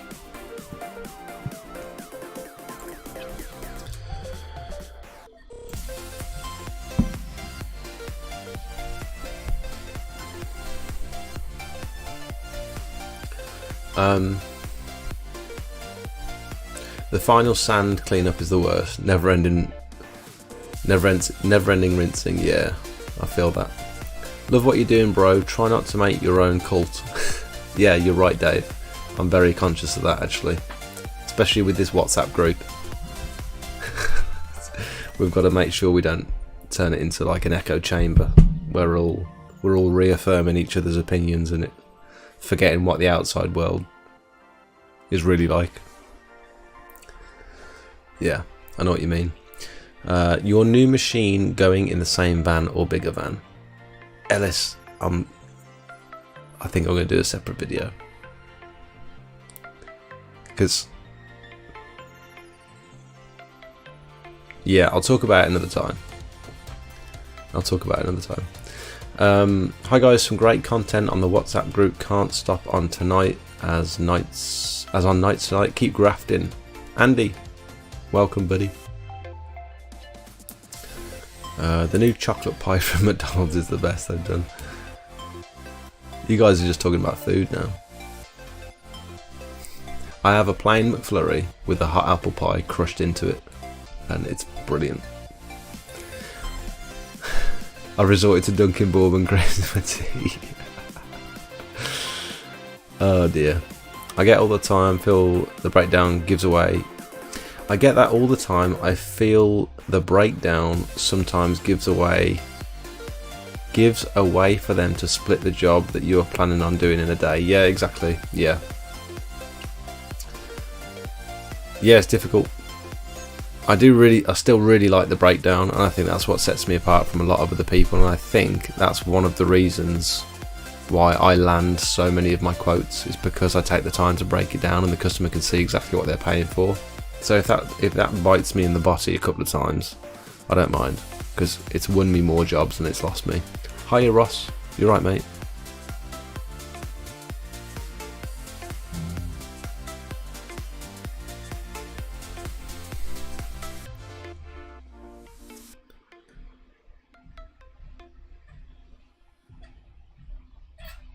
Okay, my feed is just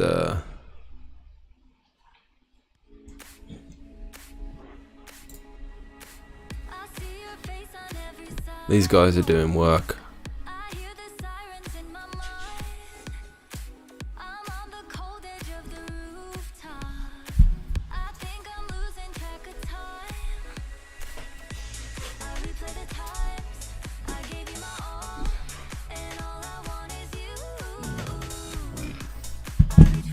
Have I posted anything since last week's stream? Oh, so I visited these guys a few times last week. H2O Restoration. They've got an awesome setup. Massive unit. Beautiful machines. All like the latest equipment. They've got like 6 vans, about 4 trailers, and it's all got like the best stuff that you could possibly imagine.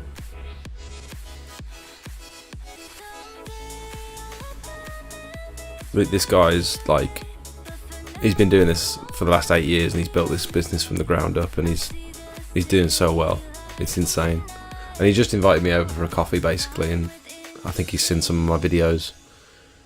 and I've been getting some information off him, and I think they want to talk to me about the YouTube stuff and see if we can help each other, basically. Oh, this is one I did. I repaired this step. I don't know if you can see that very well.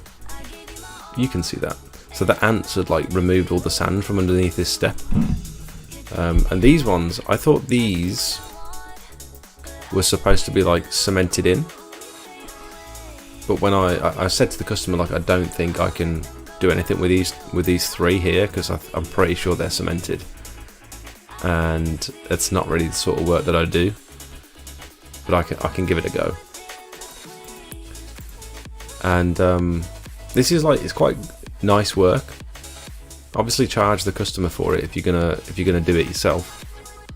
But pulling the blocks out and just putting some sharp sand in, putting the blocks back in and sort of knocking them down, and trying to level it all out, and it's a bit of trial and error and stuff, but it's actually quite fun to do. I think you probably saw it in the latest video that I put out today. I was doing that on, I haven't done it for a long time, but I quite enjoyed it.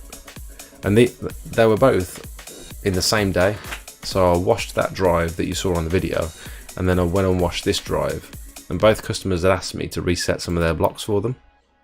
Look at all the ants. I was literally, as I was trying to repair this step, I was getting crawled all over, and I kept having to like flick them off me and stuff. They were in my boots.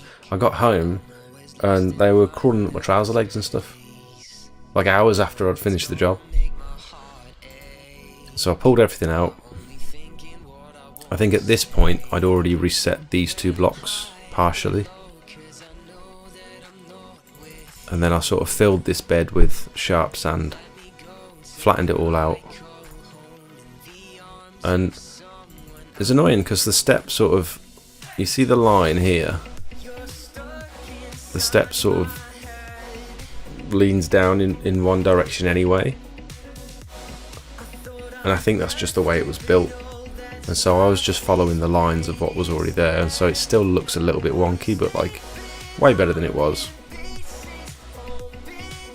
I was quite happy with that.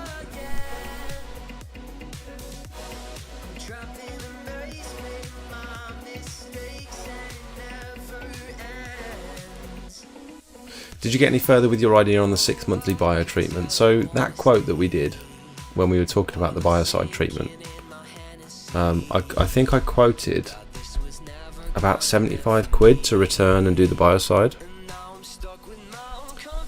Let me just double check.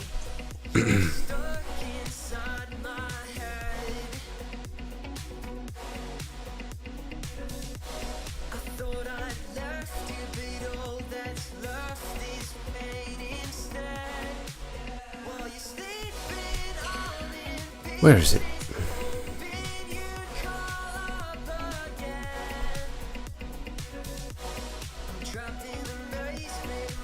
I've literally just spoke to this lady. Where is she? I can't find the chat anymore.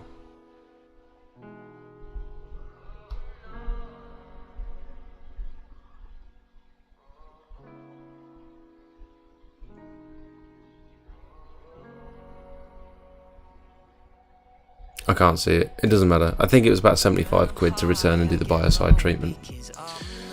How do you price resetting the blocks? Guess. I literally just guessed. I thought this is going to take me, I think I priced this at 25 quid. I thought it's probably going to take me half an hour. Plus a bag of sand. And I was going to Travis Perkins anyway to get some kiln dried sand for the job, and so I just thought, I think 25 quid's quite reasonable.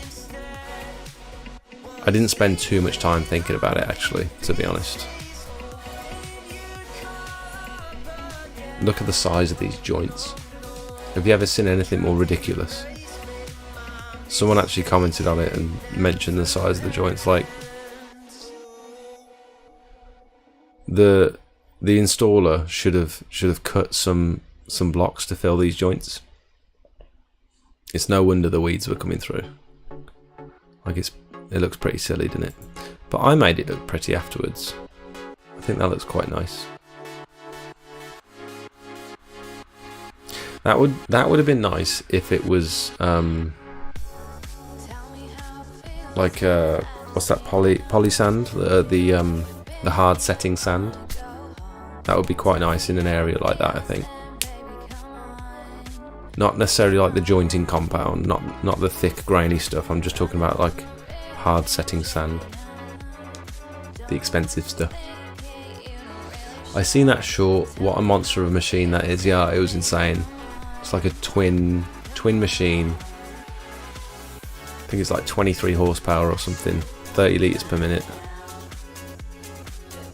both with boilers. What are you paying for a bag of sand? I was paying like £3.60 from Travis Perkins, but they put their prices back up now. It's about £6 something. SB pressure washing.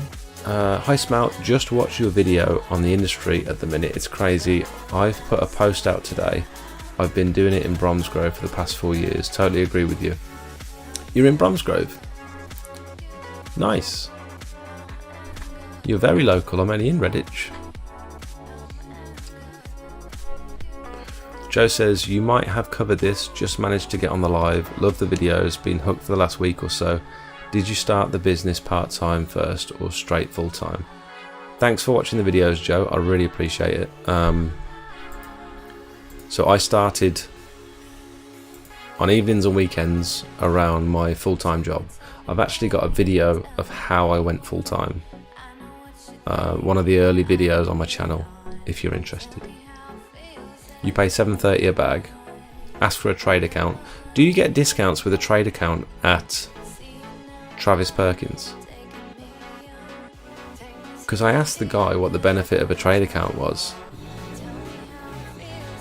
and he said it only sort of really makes sense if you're ordering a lot, if you're making big purchases, but he didn't explain it to me, so I was just like, okay. £4 with VAT from Hughes Gray.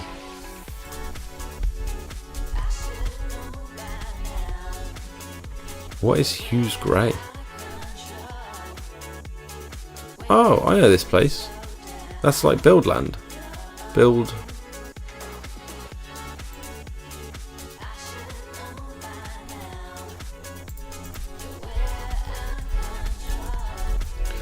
I thought this was. Oh, they've got a couple of different ones as well. Mini bag of kiln dried sand.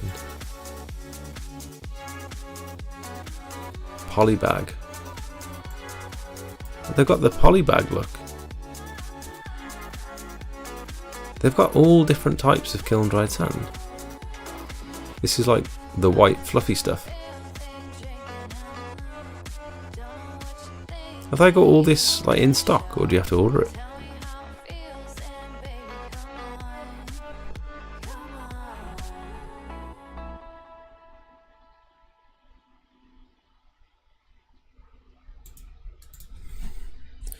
I'm intrigued. High grade silica sand. Kiln dried grains are rounded, sub-rounded, sub-angular and angular. Applications include joint fill to block paving. I don't know what the difference with all these sands are. Kiln dried, mini bag, 25 kilograms. Red. Brushing sand between block paving. I wonder if they've got this like in stock. That's interesting. I've got one of them down the road. The basic stuff is always in stock. Speak to the lads in the office. Those prices are just for everyday customers. Ooh, you get special treatment if you're a regular. Oh, it's build base renamed. Oh, thanks, Joe. Yeah, I think it's on. I think it's one of the early videos. Yeah. Normally 20% discount. Really? I've seen you about often. I'll pull up next time. Didn't want to seem weird, but I agree with so much. Plenty of work for all of us in the industry. Yeah, definitely stop and say hi next time you see me. That's cool. I know what you mean about seeming weird. Someone No, it doesn't matter.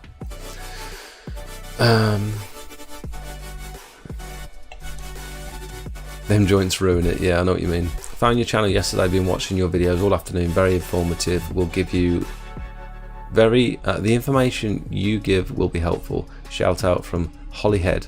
Dave, thank you for watching the videos, mate.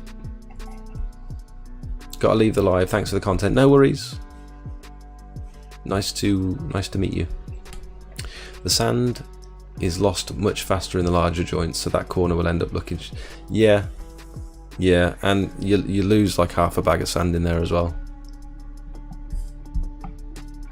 So yeah, if you ever see joints like that, maybe price the sand slightly higher.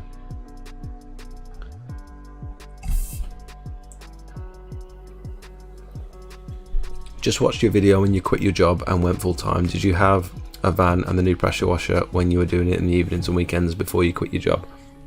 No, I had a very basic £300 machine from Parker. I need to stop promoting this machine. Like, I'm not promoting this machine. I'm just saying this is the machine that I started with.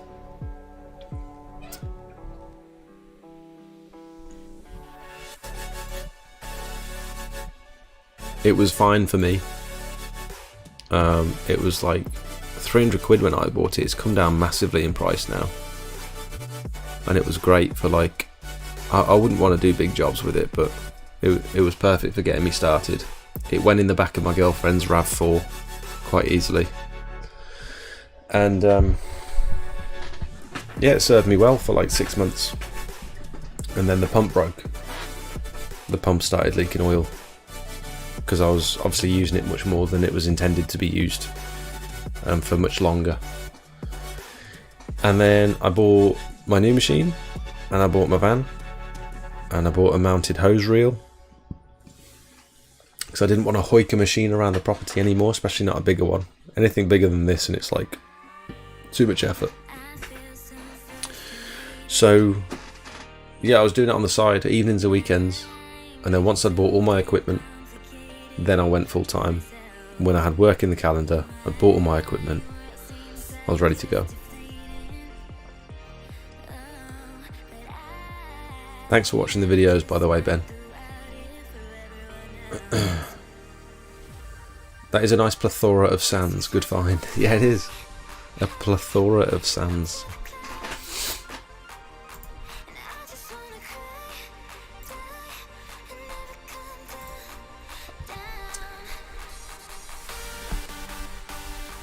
Really, it doesn't matter if sand is a few quid dearer, as it's not us paying for it. It's spending it for the customer, basically. Yeah, you're right. Yeah, we shouldn't necessarily worry too much about the cost of sand, because you're just charging it straight to the customer. But I almost just sat the chair on Coda's head. One thing to note is I wasn't doing this before, but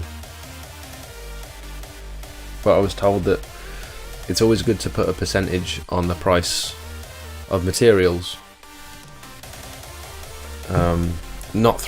That's not being greedy, but you've got to factor in the time it takes for you to source those materials as well.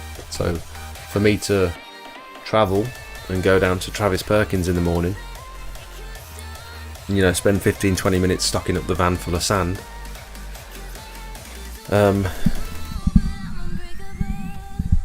you really want to be including that in the cost. So you potentially want to add around about 10 or 15% on top of the price of sand. Even if you're ordering stuff, you're still spending time. You're working to order stuff. Which reminds me, I need to order some sealer from Pure Seal tonight. I'll do that before I go to sleep. But I can't imagine I'm going to be using it this week anyway. So I need it for Thursday, but I feel like it's going to be so wet up until Thursday that even if Thursday's dry, it's probably not going to be dry enough to seal. The Parker machine's out of stock. I'm not surprised. To be honest, I'm not surprised. With our weather, that sand will be gone in a week. Yeah, you're probably right. But it's like am I really gonna go and fix that for the customer? Like I do pressure washing. I'm not a landscaper, and so, you know, I've kind of done my job in that I've cleaned and resanded the drive, and sort of any additional work like that, it really needs to be done by a different contractor. So it's unfortunate, and the customer was, when I cleaned it, they looked at the gaps and they were like, "Oh my god, I can't believe them gaps are so big." So they are very understanding about it. By the way, this thing down here, this soakaway, was absolutely full of sand and weeds. So clearly the last person that pressure washed the drive just washed all the sand down into here, and it was literally full to the brim with sand. I had to scoop it all out before I started. And then I found it didn't even go anywhere. Like, what's the point in these when they don't go anywhere? There's no hole in it. It's just a gully, it's just a well. And then once it's full, like, there's no drain inside it. So does anyone know what the point of these are? I'd have thought there'd be a drain on the one side, and it would, like, I don't know. But once I'd finished with it, obviously I'd emptied it all out and made it look nice. Let me show you the inside of it. Look at that. Insane.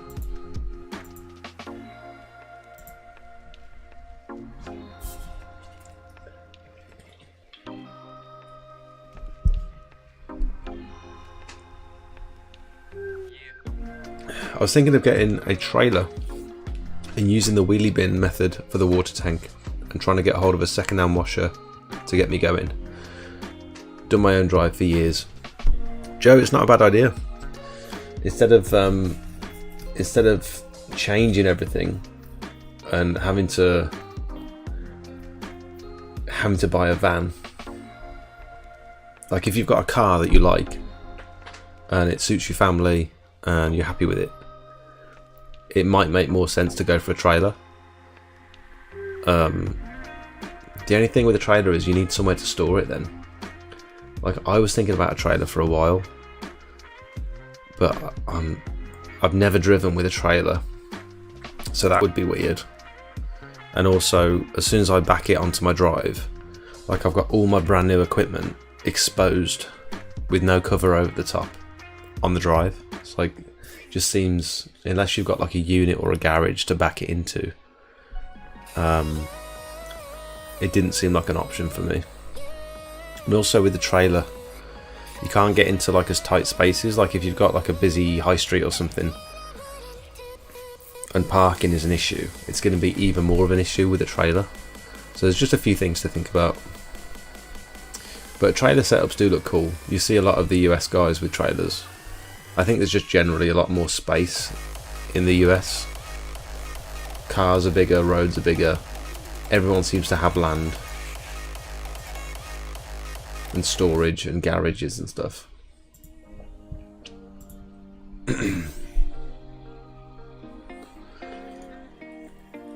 What's the biggest job that you did with the Parker brand pressure washer? I did around about 180 square meters.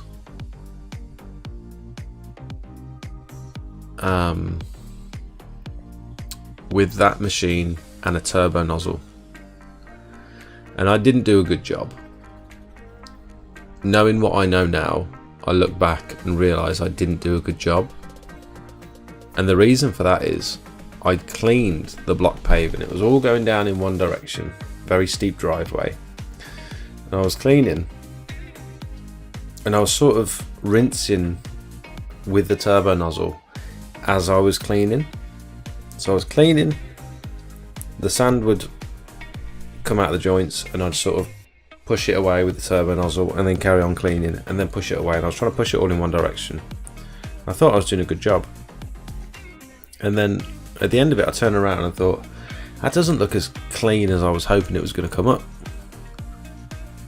It took me a really long time to clean this drive, and it didn't look that clean by the end of it, and I don't think the customer was terribly happy with it, and I couldn't work out why.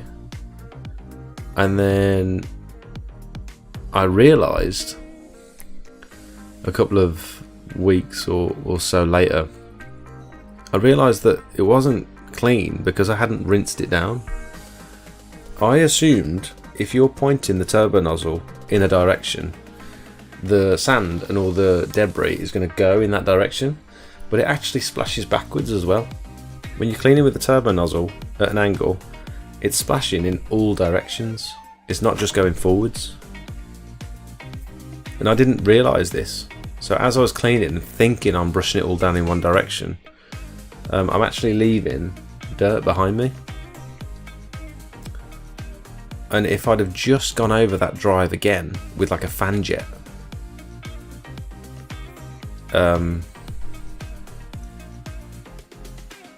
it'd have looked much, much better.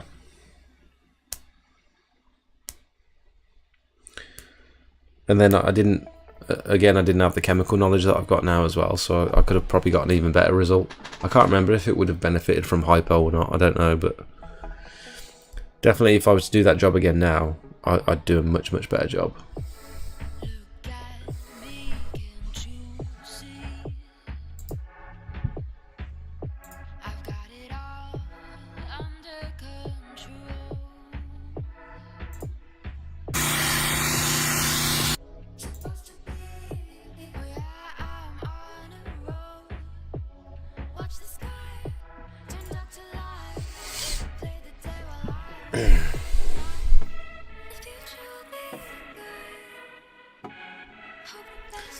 Lamb joints? Who said lamb joints?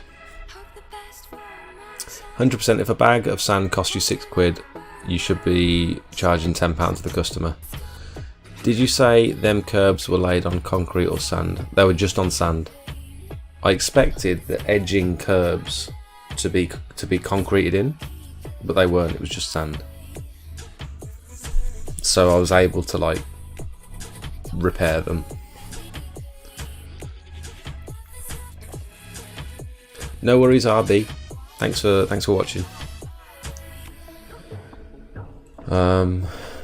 It is a bodge. Usually wouldn't go there as it's a sloping drive. Usually see them against the garage or the house as they are connected to the water drain. Right.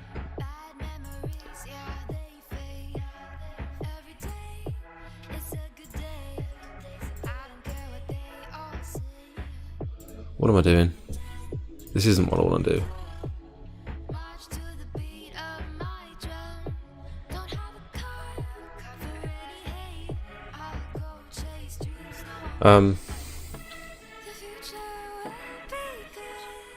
You're lucky enough to have a decent garage, but good points though. Nice, yeah, if you've got a garage. Honestly, been doing it 3/4 of a year. Always use the wheelie bin buffer tank. It's so handy and works everywhere you go.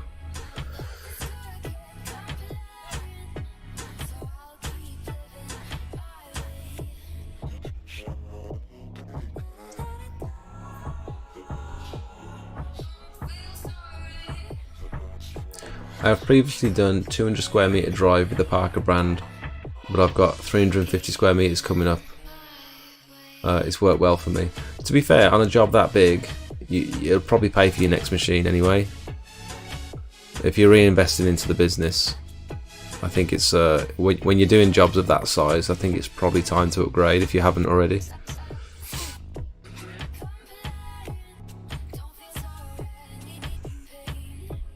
This is why I like Spout. He helps the industry learn, not hides his knowledge. I'm trying my best, mate. They do it a lot in the States. Trailers don't think they're ideal in the UK. Always rinse down with a ball valve, yeah, or a fan nozzle.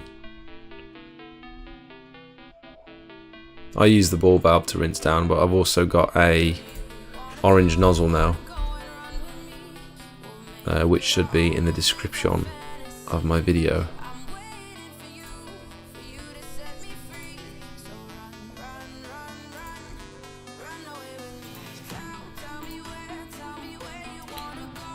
this rinse nozzle here.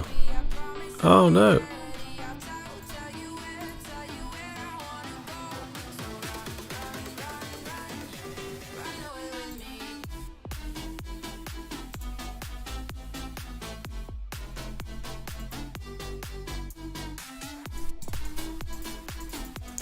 Why can't I?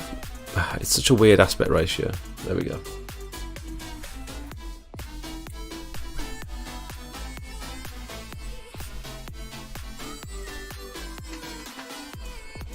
XJet to rinse has halved my cleanup time.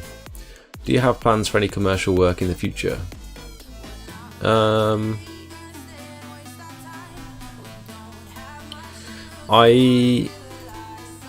I don't know what I'm going to do about the next commercial job that comes in, to be honest.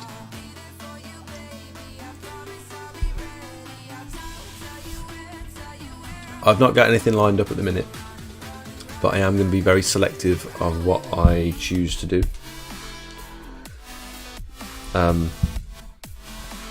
Just because I've really bent over backwards for commercial jobs in the past. I've travelled further than I've wanted to. I've spent much longer in an area than I've really wanted to. I've underpriced the jobs because they've been so big, and just generally I've spent a lot of time doing health and safety paperwork, and I found that it wasn't actually worth it for me. I didn't make as much money as I would had I spent the same amount of time on residential properties, and I didn't enjoy it one bit. Like, there's some jobs that I have not enjoyed one bit. And so I'm just wondering what's the point? It looks fancy having these big ticket commercial jobs, but you've got to weigh up whether it's like worth it for you, and which direction am I taking this business? Like, am I aiming at commercial jobs? Am I aiming to expand? Is my equipment suitable for commercial jobs? Or are they just going to take me much longer because I've got inferior equipment? Should I really be accepting? Should I really be going to price these jobs up, knowing that it's not really what I want to be doing?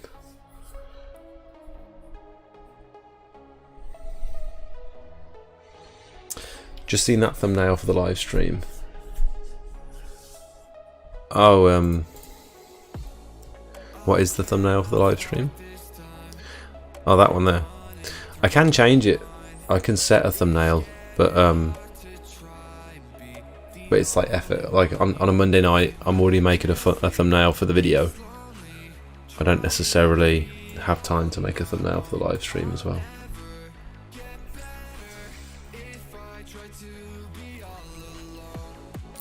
Yeah, it is quite expensive, to be fair, but Charlie put a video in the members group chat earlier, and he was showing that he makes his own nozzles, which is pretty sick. Yeah, I only got it because it was orange and black. That's true. It's very true. I think he actually showed me one. I was like, "Have you got any other colours?" I think he showed me a blue one.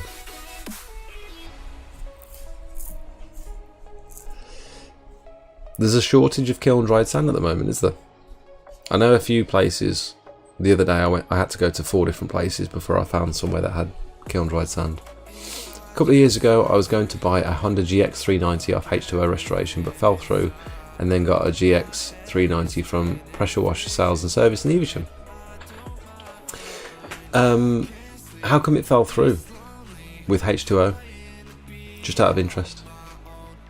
Was it like a used one?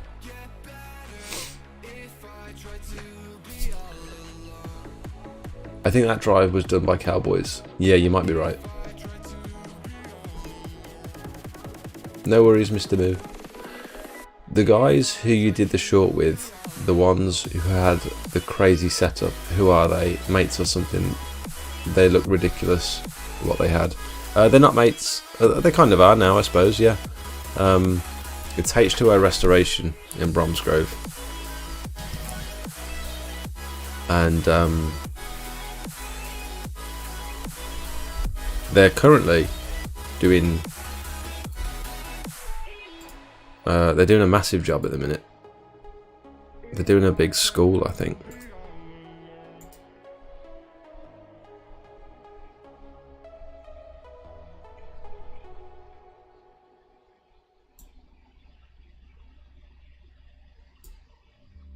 Kingsley School they're doing, and it's insane. I think they're washing all the brickwork. They might even be washing the roof, I'm not sure, but look how black all the bricks are. But look at all the equipment they got. Look, they've got so many vans and so many pressure washers and so many gangs of people going out on these jobs. Like, it's a big operation. They're spending a month at this school. They've asked me if I need any work this month to come and help them, which was very kind. I might do a couple of days with them and just... That's a good point, actually. It would be worth getting involved with something like this, wouldn't it? I didn't think about it before, but just to get the experience of being around such a big operation and using their equipment and seeing how they operate. Maybe I will.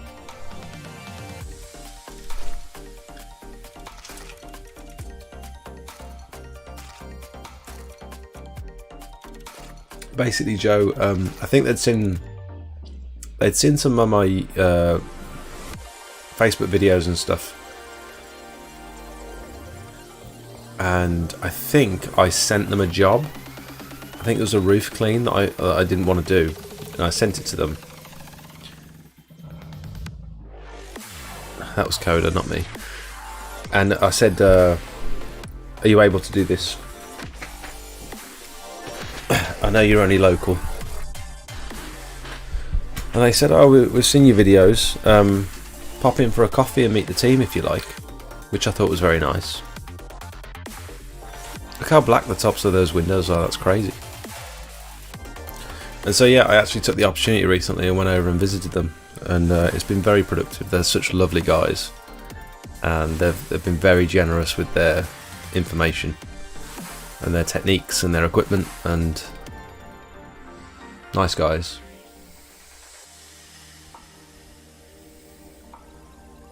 I have been pressure washing for 4 months. I turned 16 at the start of July, and it's been so fun and satisfying. I've had many happy customers, and that's mainly due to your great guidance. Holmes, that's very kind, mate. I really appreciate you taking the time to write that, and that's awesome that you've just started your business and it's going well for you. And if I've helped in that journey, that's the intention. That's what I wanted from this channel. So that's really cool. Well done, mate. You should be very proud of yourself. If you've got happy customers, that's the main thing, isn't it? Keep adding those pictures to your portfolio, and awesome. It was going to be one off one of his trailers, but I'm sure he kept it in the end. Can't really remember, but they are nice. Oh, cool.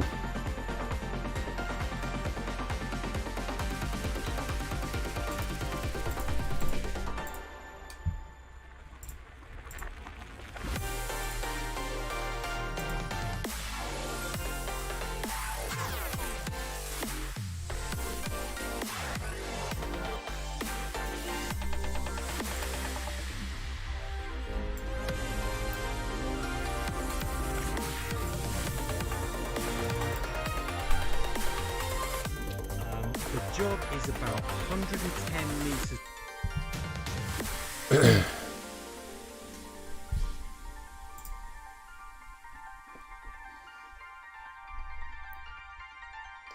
I had to pay £10 per bag of kiln dried sand a few days ago due to the They've upped the price because of the shortage. Where are you getting that from? That's a bit sneaky, isn't it? Knowing that there's a shortage, so they're gonna change the regular price and make it more expensive. That's annoying. Would be good for you. Networking is always good. Yeah, it might be worth sticking my, what is it when you stick your something, you stick it in the mix. Sticking my foot in the mix. It might be worth, I think you know what I mean.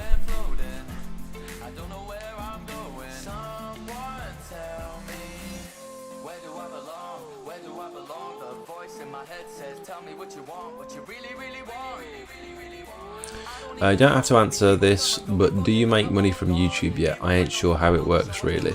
Yeah, I'm monetized on Facebook, TikTok, and YouTube now. So yeah, I get money from adverts that you guys watch in my videos. It's not an insane amount, but it's definitely substantial enough to make me want to keep putting content out there. And it sort of makes it worthwhile. Like, I want to make the videos anyway. The fact that they're earning money on the side as well is like a nice bonus. It's a nice incentive. I defo go along and work for the day, even free. I'm all about learning more. Yeah, I wouldn't mind just doing it for the experience. It's good, like early on, if you got the opportunity to work with someone who's very experienced in the industry, that experience and the stuff that you're going to learn is priceless, really. You're going to learn from someone who's got 5 or 10 years in the industry. You're going to learn stuff that would take you years of failure, and you know, it's definitely worth doing if you get the opportunity. Get on the job with them. Experience is so worth it. Yeah, you might be right. Maybe I could film some stuff too. Yeah, that's a good idea. Even if to be fair, even if I'm not working, maybe they might appreciate some content for their Facebook page and stuff. Because I can't imagine any of them guys are going to have time to like stop and film stuff. I'm just going to take a phone call, guys. Bear with me a sec. Hello, Mishi.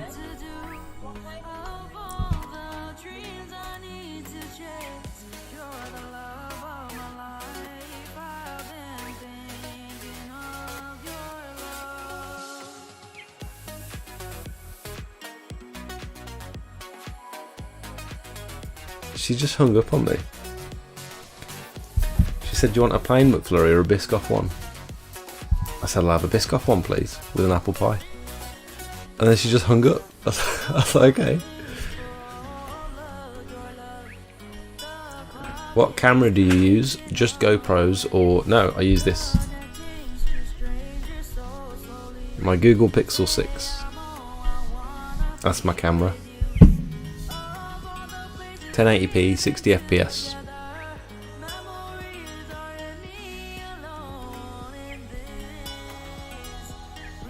You might teach them a thing or two. Maybe. And if someone asks if they could come with me, I'd be happy to help. When I started out, it was such a hard step when new. Yeah, it's a massive learning curve. You've got to be like open to failing. If you're open to like learning from your mistakes and making mistakes often in order to learn from them and rectifying those mistakes, that's the most important thing. People don't care if you make mistakes as long as you rectify them. If you pretend they didn't happen and ignore them, that's when people have a problem. Is that an inline pressure regulator he's showing there? I think it is. That's cool, isn't it? I think Charlie put a link to this in the last stream. Something similar. Inline pressure regulator. I wonder if that has a detrimental effect on your pump.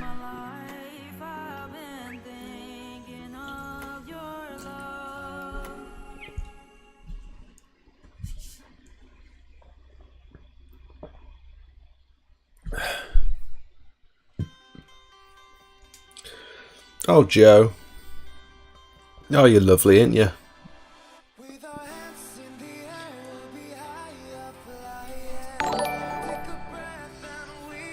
Thank you so much. You haven't even put a message, have you? You just put a little cup of coffee. Did you put that little cup of coffee, or is that something that the stream software has done?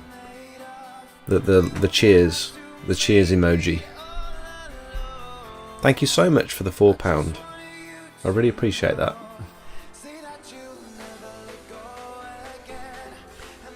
That's very nice of you. Joe, I don't think I've seen you here before, have I? Are you fairly new to the channel?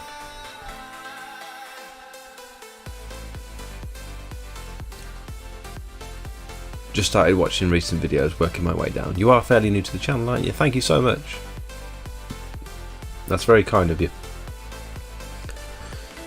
Get a Starbucks on the way to your next job. It's a super sticker. Oh, cool. Thank you. Would you do roof cleaning, as I'm thinking about expanding from patios and driveways?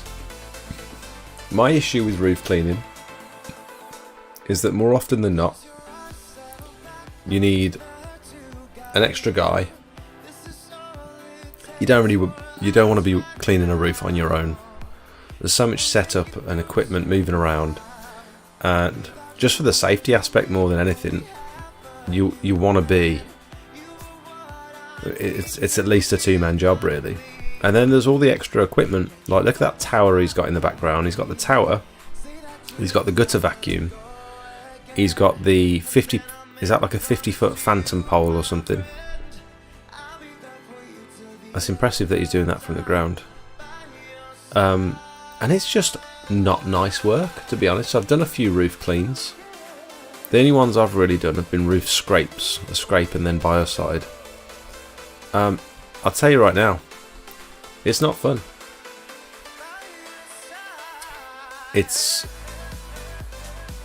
There's obviously more of a risk because you're working at height. The amount of extra equipment that you need to invest in, and then you're probably not going to be able to get all that additional equipment in a van my size, the van that I've got. SB, been nice speaking to you. I've got to go to sleep, early start tomorrow. SB Pressure Washing, thank you so much for tuning in. I really appreciate you watching, mate. Thank you. Maybe I'll see you around Bromsgrove at some point. All that additional equipment, two-man job, probably need a bigger van. And just the additional risk of potentially causing leaks and broken tiles and just all this other stuff that I'm just not prepared for at the moment. I'm not interested. And depending on the age of the tiles, some of them lose their coatings, and so even once they're clean, they still look naff. I don't really want to get involved in it, to be honest. I want to get really good at patios and driveways. I want to be the best in my area at patios and driveways. I want to offer the most comprehensive service, and I'm going to stay in my lane. I'm not going to try and venture out and do all these other little things like hedge trimming or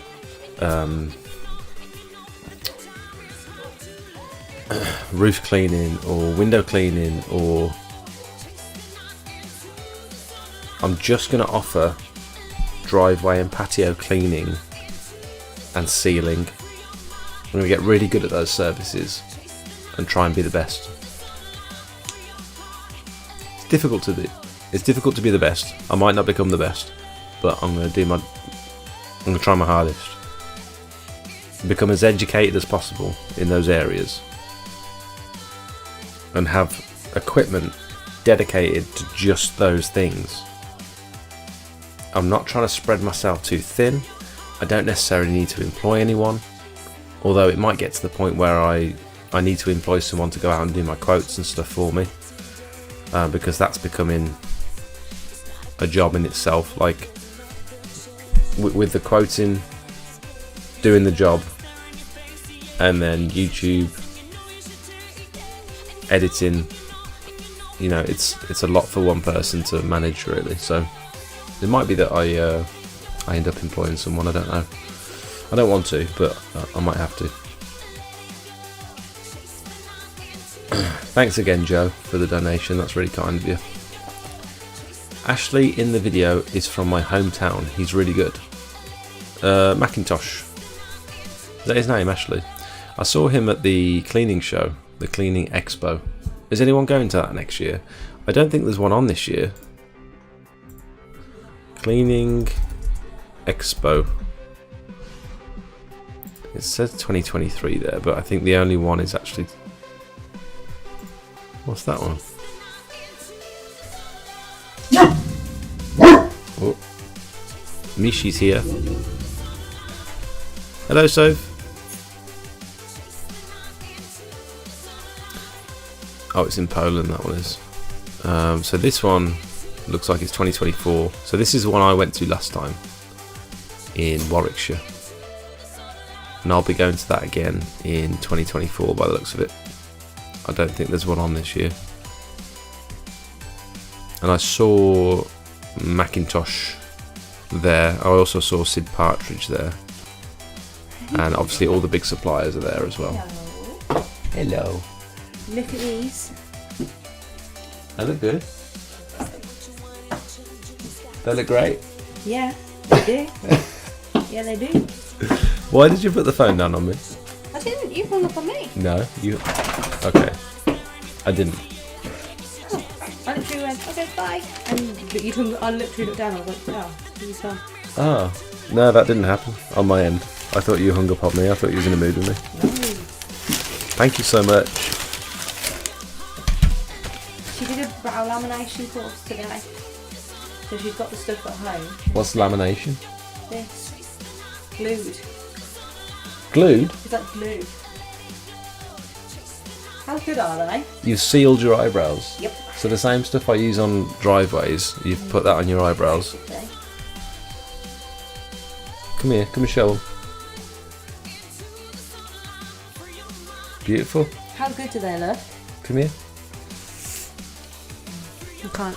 Yeah, look, on fleek. Sophie's going to... Where are you going on Saturday? Tenerife. Tenerife. Oh, you went pink. Yeah. Nice.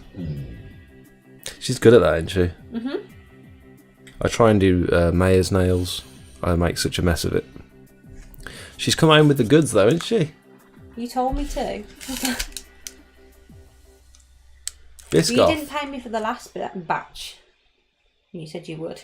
Didn't I? No. That's unfortunate, isn't it? It's unfortunate you've got no money now. Yeah, maybe. Me neither. Just get a good angle of this. Come on. I'm on the Pure Seal training in August module 1. Well worth the cost, I think. I agree. Stick to what you know. It's no good being jack of all trades, master of none. Exactly. I paid £385 a bag. Wait, I paid £3.85 a bag?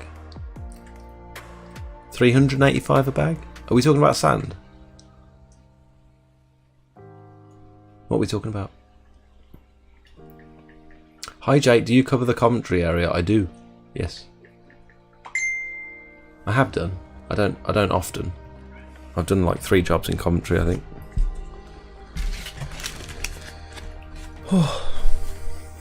These headphones are getting warm.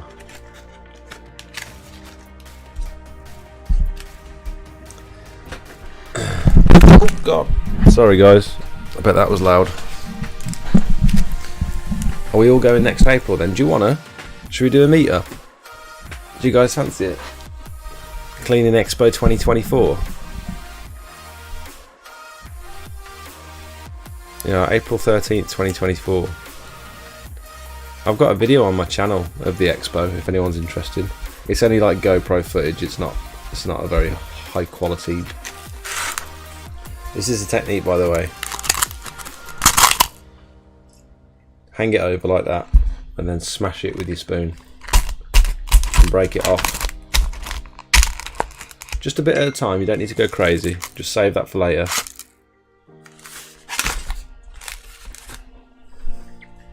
You guys don't mind if I eat, do you?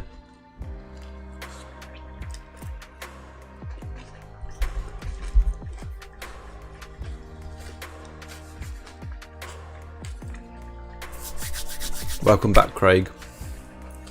Expo meetup sounds good. I wonder if there's a pub around there. That'd be cool, wouldn't it? Apparently everyone got very drunk last time. We only went there for a couple of hours, didn't we? That show thing? The expo, yeah. How can you be there and drinking? They got hotels. All the suppliers got hotels. And some of the YouTubers. Well, I know Sid Partridge, I think he went out and got a little bit ropey with them. It wasn't that crazy last time. No, afterwards. Not during the show. No, I know that.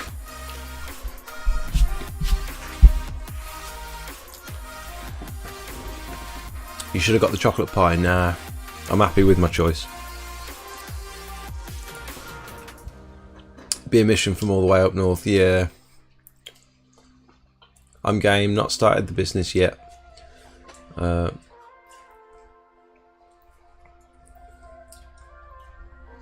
So Yeah.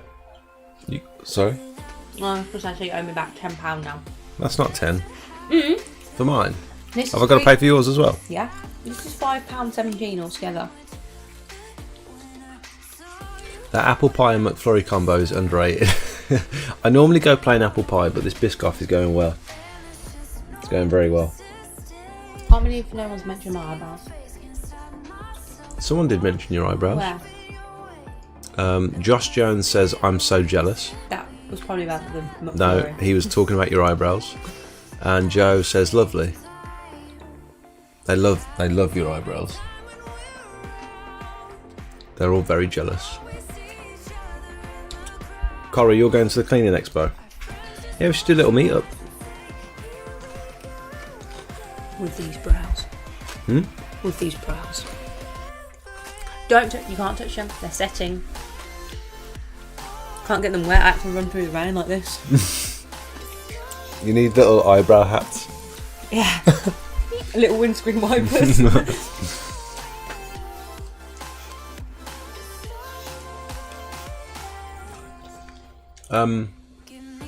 I've been asked to quote a block paved driveway in Coventry, but I don't really cover the area. Was wondering if you're interested. Yes, mate, definitely.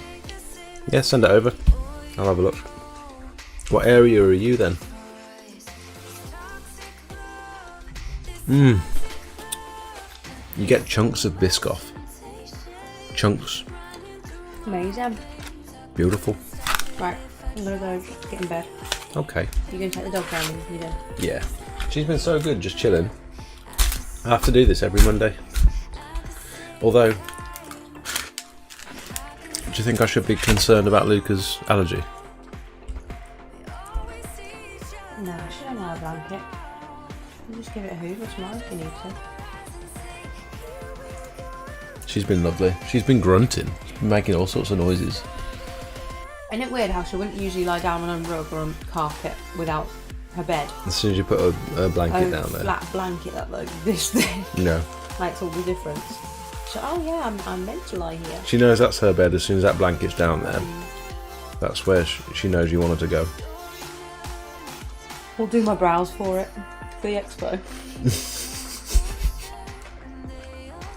Wish my eyebrows were on fleek. How's work at the moment? Keeping busy? Yeah. I've actually...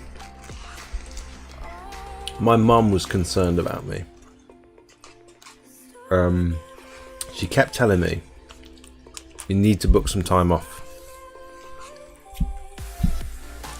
I'm sure I've had little breaks here and there this year, but it is pretty I never seem to switch off, just with the Oh, I've got a hair here. You can get it. Don't touch my brows though. Oh, my eyelash. No? no. Okay. Thanks. Bye.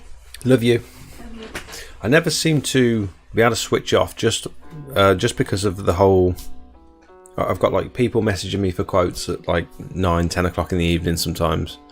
I'm constantly thinking of next week and the jobs I've got coming up and whether I need to order stuff, and constantly worrying about my equipment breaking.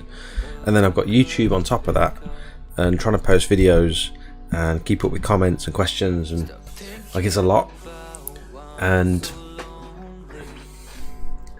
even on my days off, I'm going out doing quotes. Like Saturday I went out and did a quote. I've got a quote lined up for tomorrow, which is my day off. I have Tuesdays and Saturdays off, and even on days off I'm working. And so my mum said, book some time off, book yourself a week off. And so I have. So I've got a week off next week while Sophie's away. So that feels good. And then I've got like another 2 weeks worth of work booked in after that. So it's going well. It's going all right. When do you expect driveway jobs to slow down? October.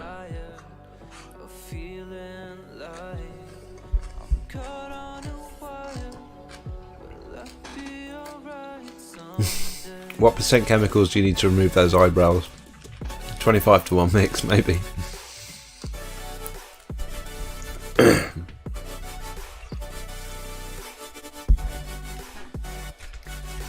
It literally looks like she's Adam sealed.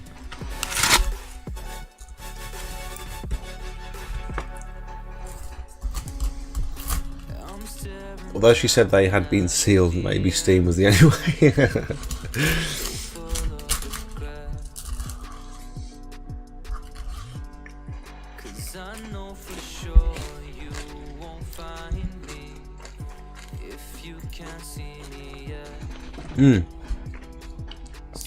I need the toilet, I'll be back in a sec. Stay.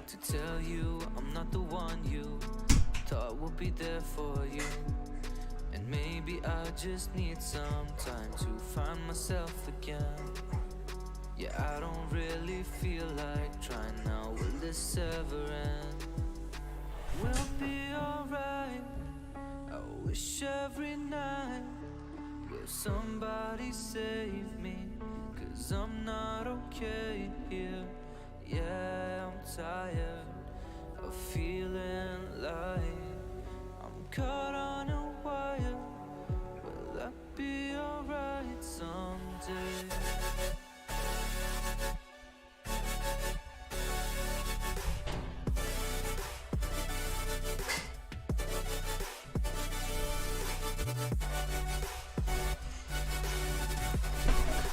I just replaced the light in the bathroom a couple of weeks ago because it was sticking and wasn't turning on, and then it wasn't turning off again. It's like one of those pull cords. It was just clicking over and over again and not actually activating the light.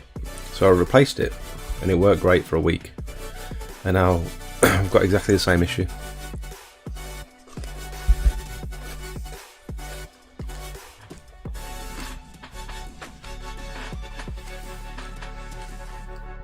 A break is good for the mind, body and soul. Very true. It's very easy to burn out in anything really, isn't it?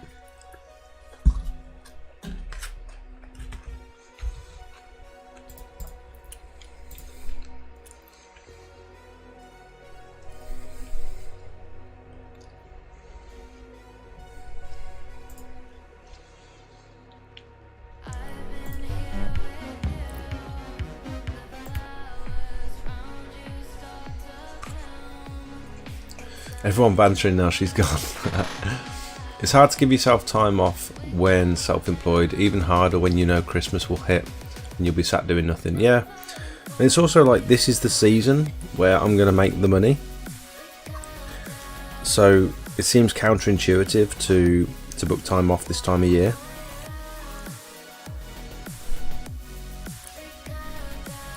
It's difficult. It's difficult to know when the right time is.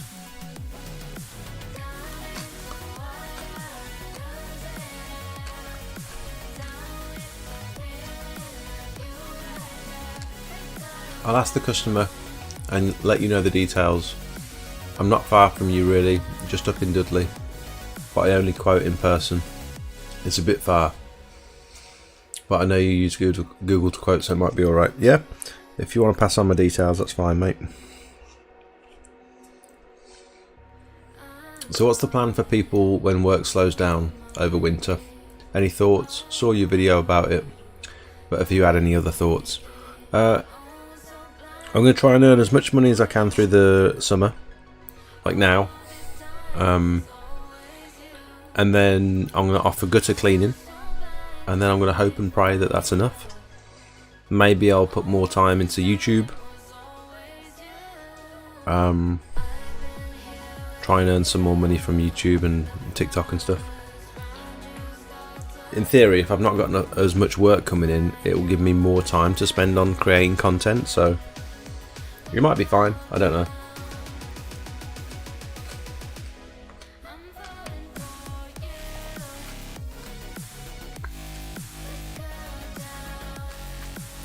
She's the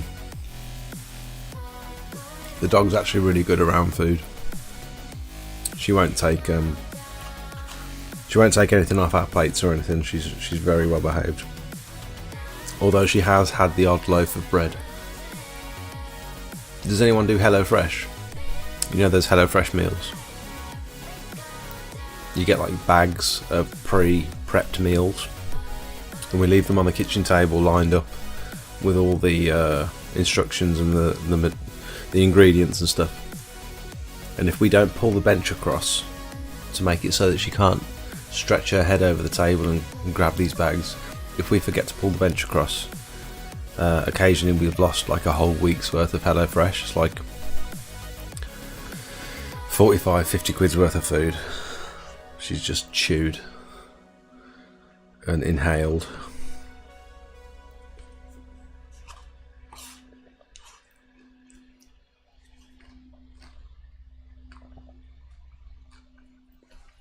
I've recently seen on local Facebook groups people offering gutter cleans for 25 quid. How are we supposed to compete? Yeah, I mean, and some people are just doing it by hand as well. I tried to do a gutter clean by hand the other day. I mean, like gutter clear, so scooping out all the stuff from inside the gutter. And I just saw, I've seen people do this. So I'm going to get my ladder up there and I'm going to give it a go. And it's impossible. You can't do it with your hand.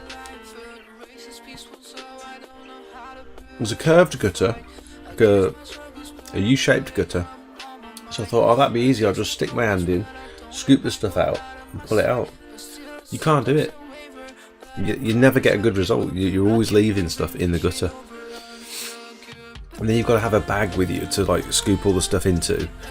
And then you've got to climb down the ladder, move it over 2 or 3 feet, climb back up, do the same thing again. And it's still not a clean gutter on the inside.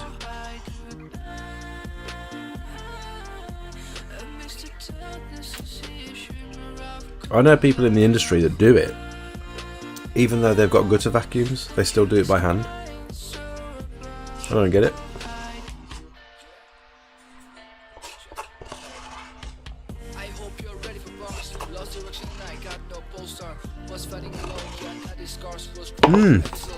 Well, that was just glorious. I'm sorry you had to watch me eat that, guys. I know some people don't appreciate eating on stream, but this is my house, so I'm going to do what I like. Josh, thanks for watching, mate. Nice to see you. Look at all the members in this channel, man. It's insane, isn't it? Look at you all. I had van issues at the start of the year, and I don't feel my calendar recovered from the few weeks downtime. I did pause all my ads too though. That's interesting. You reckon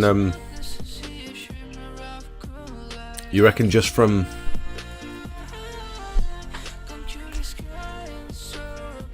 being down for a couple of weeks with a broken van has affected the rest of your work?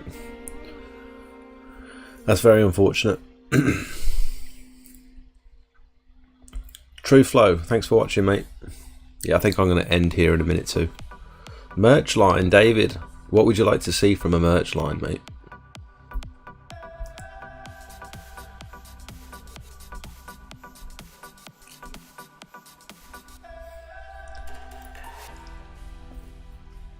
Grit drives and paths, clean once, the weather's not icy, just a hose down. Oh, that's something for the winter, you mean? Is that what you're talking about? Yeah, gritting. That might be a worthwhile service, actually. I didn't think of that. Gritting.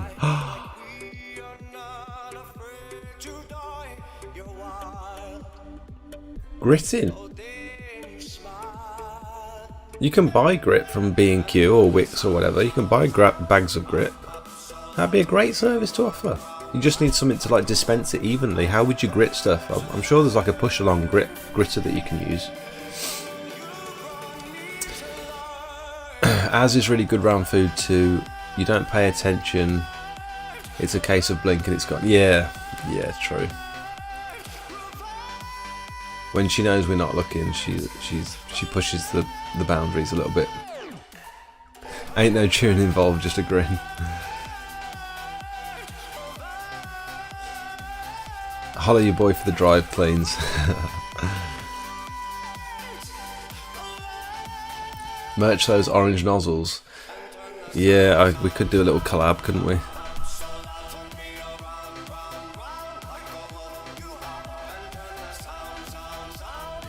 I'd like to do some hats and t-shirts if you guys are interested. I didn't want to do it too early, you know what I mean? And for it not to... for no one to even want it. If you guys like are interested in maybe a couple of cool hats or t-shirts or coffee cups or... But if I do it, if I launch this like merch on the channel and then no one buys it, it's just a bit embarrassing, isn't it?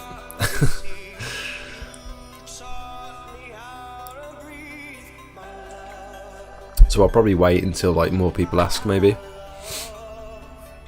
because I'd like to do it. It's just a bit of a waste of time if no one actually wants it.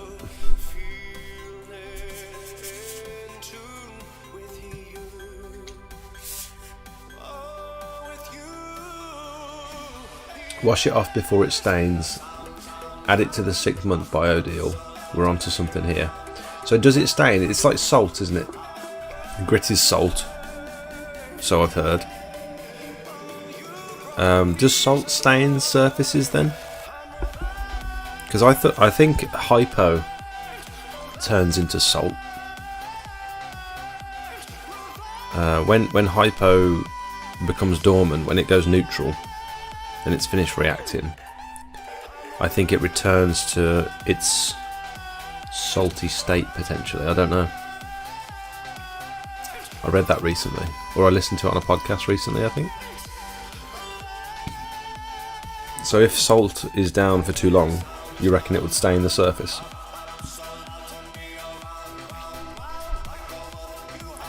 How many hose reels do you use when pressure washing? I've got one low pressure hose reel, like a generic one from B&Q or Wix.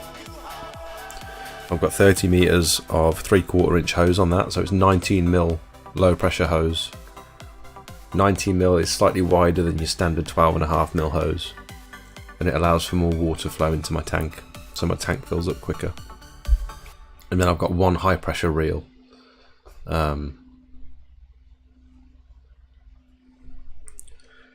which I've got in total 50 meters of high pressure hose.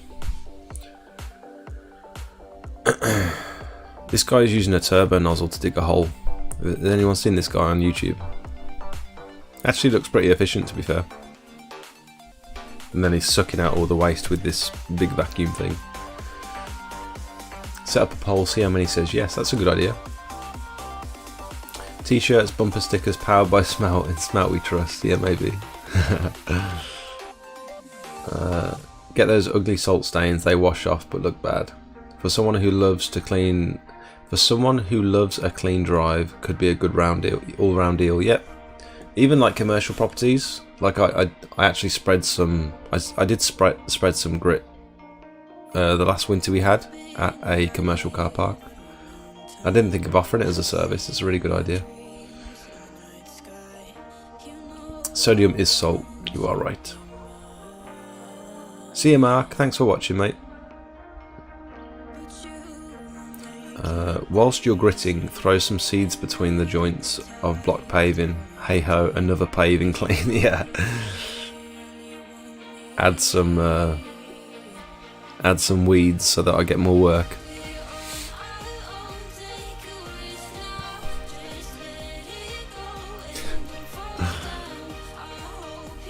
Right, guys. I think I'm going to leave it there tonight. It's 10:30. I didn't have much. I usually make a list throughout the week, but last week was fairly uneventful, and I was struggling enough to make the video, let alone prepare anything for the live stream. But I've done my best, and I think next week's video is going to be much more intentional. I'll have a lot more to talk about on the live stream. I only had two things to talk about this week. I had the quote, and then I had some other bits. But I appreciate you all watching. I really appreciate your memberships. For those of you that have become paid members of the channel, that's very kind of you. And also the donations tonight have been wonderful as well.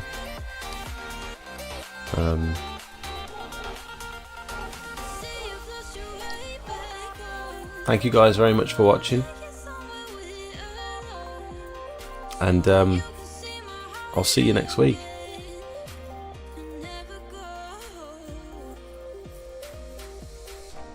See you guys. Thanks for watching. Bye.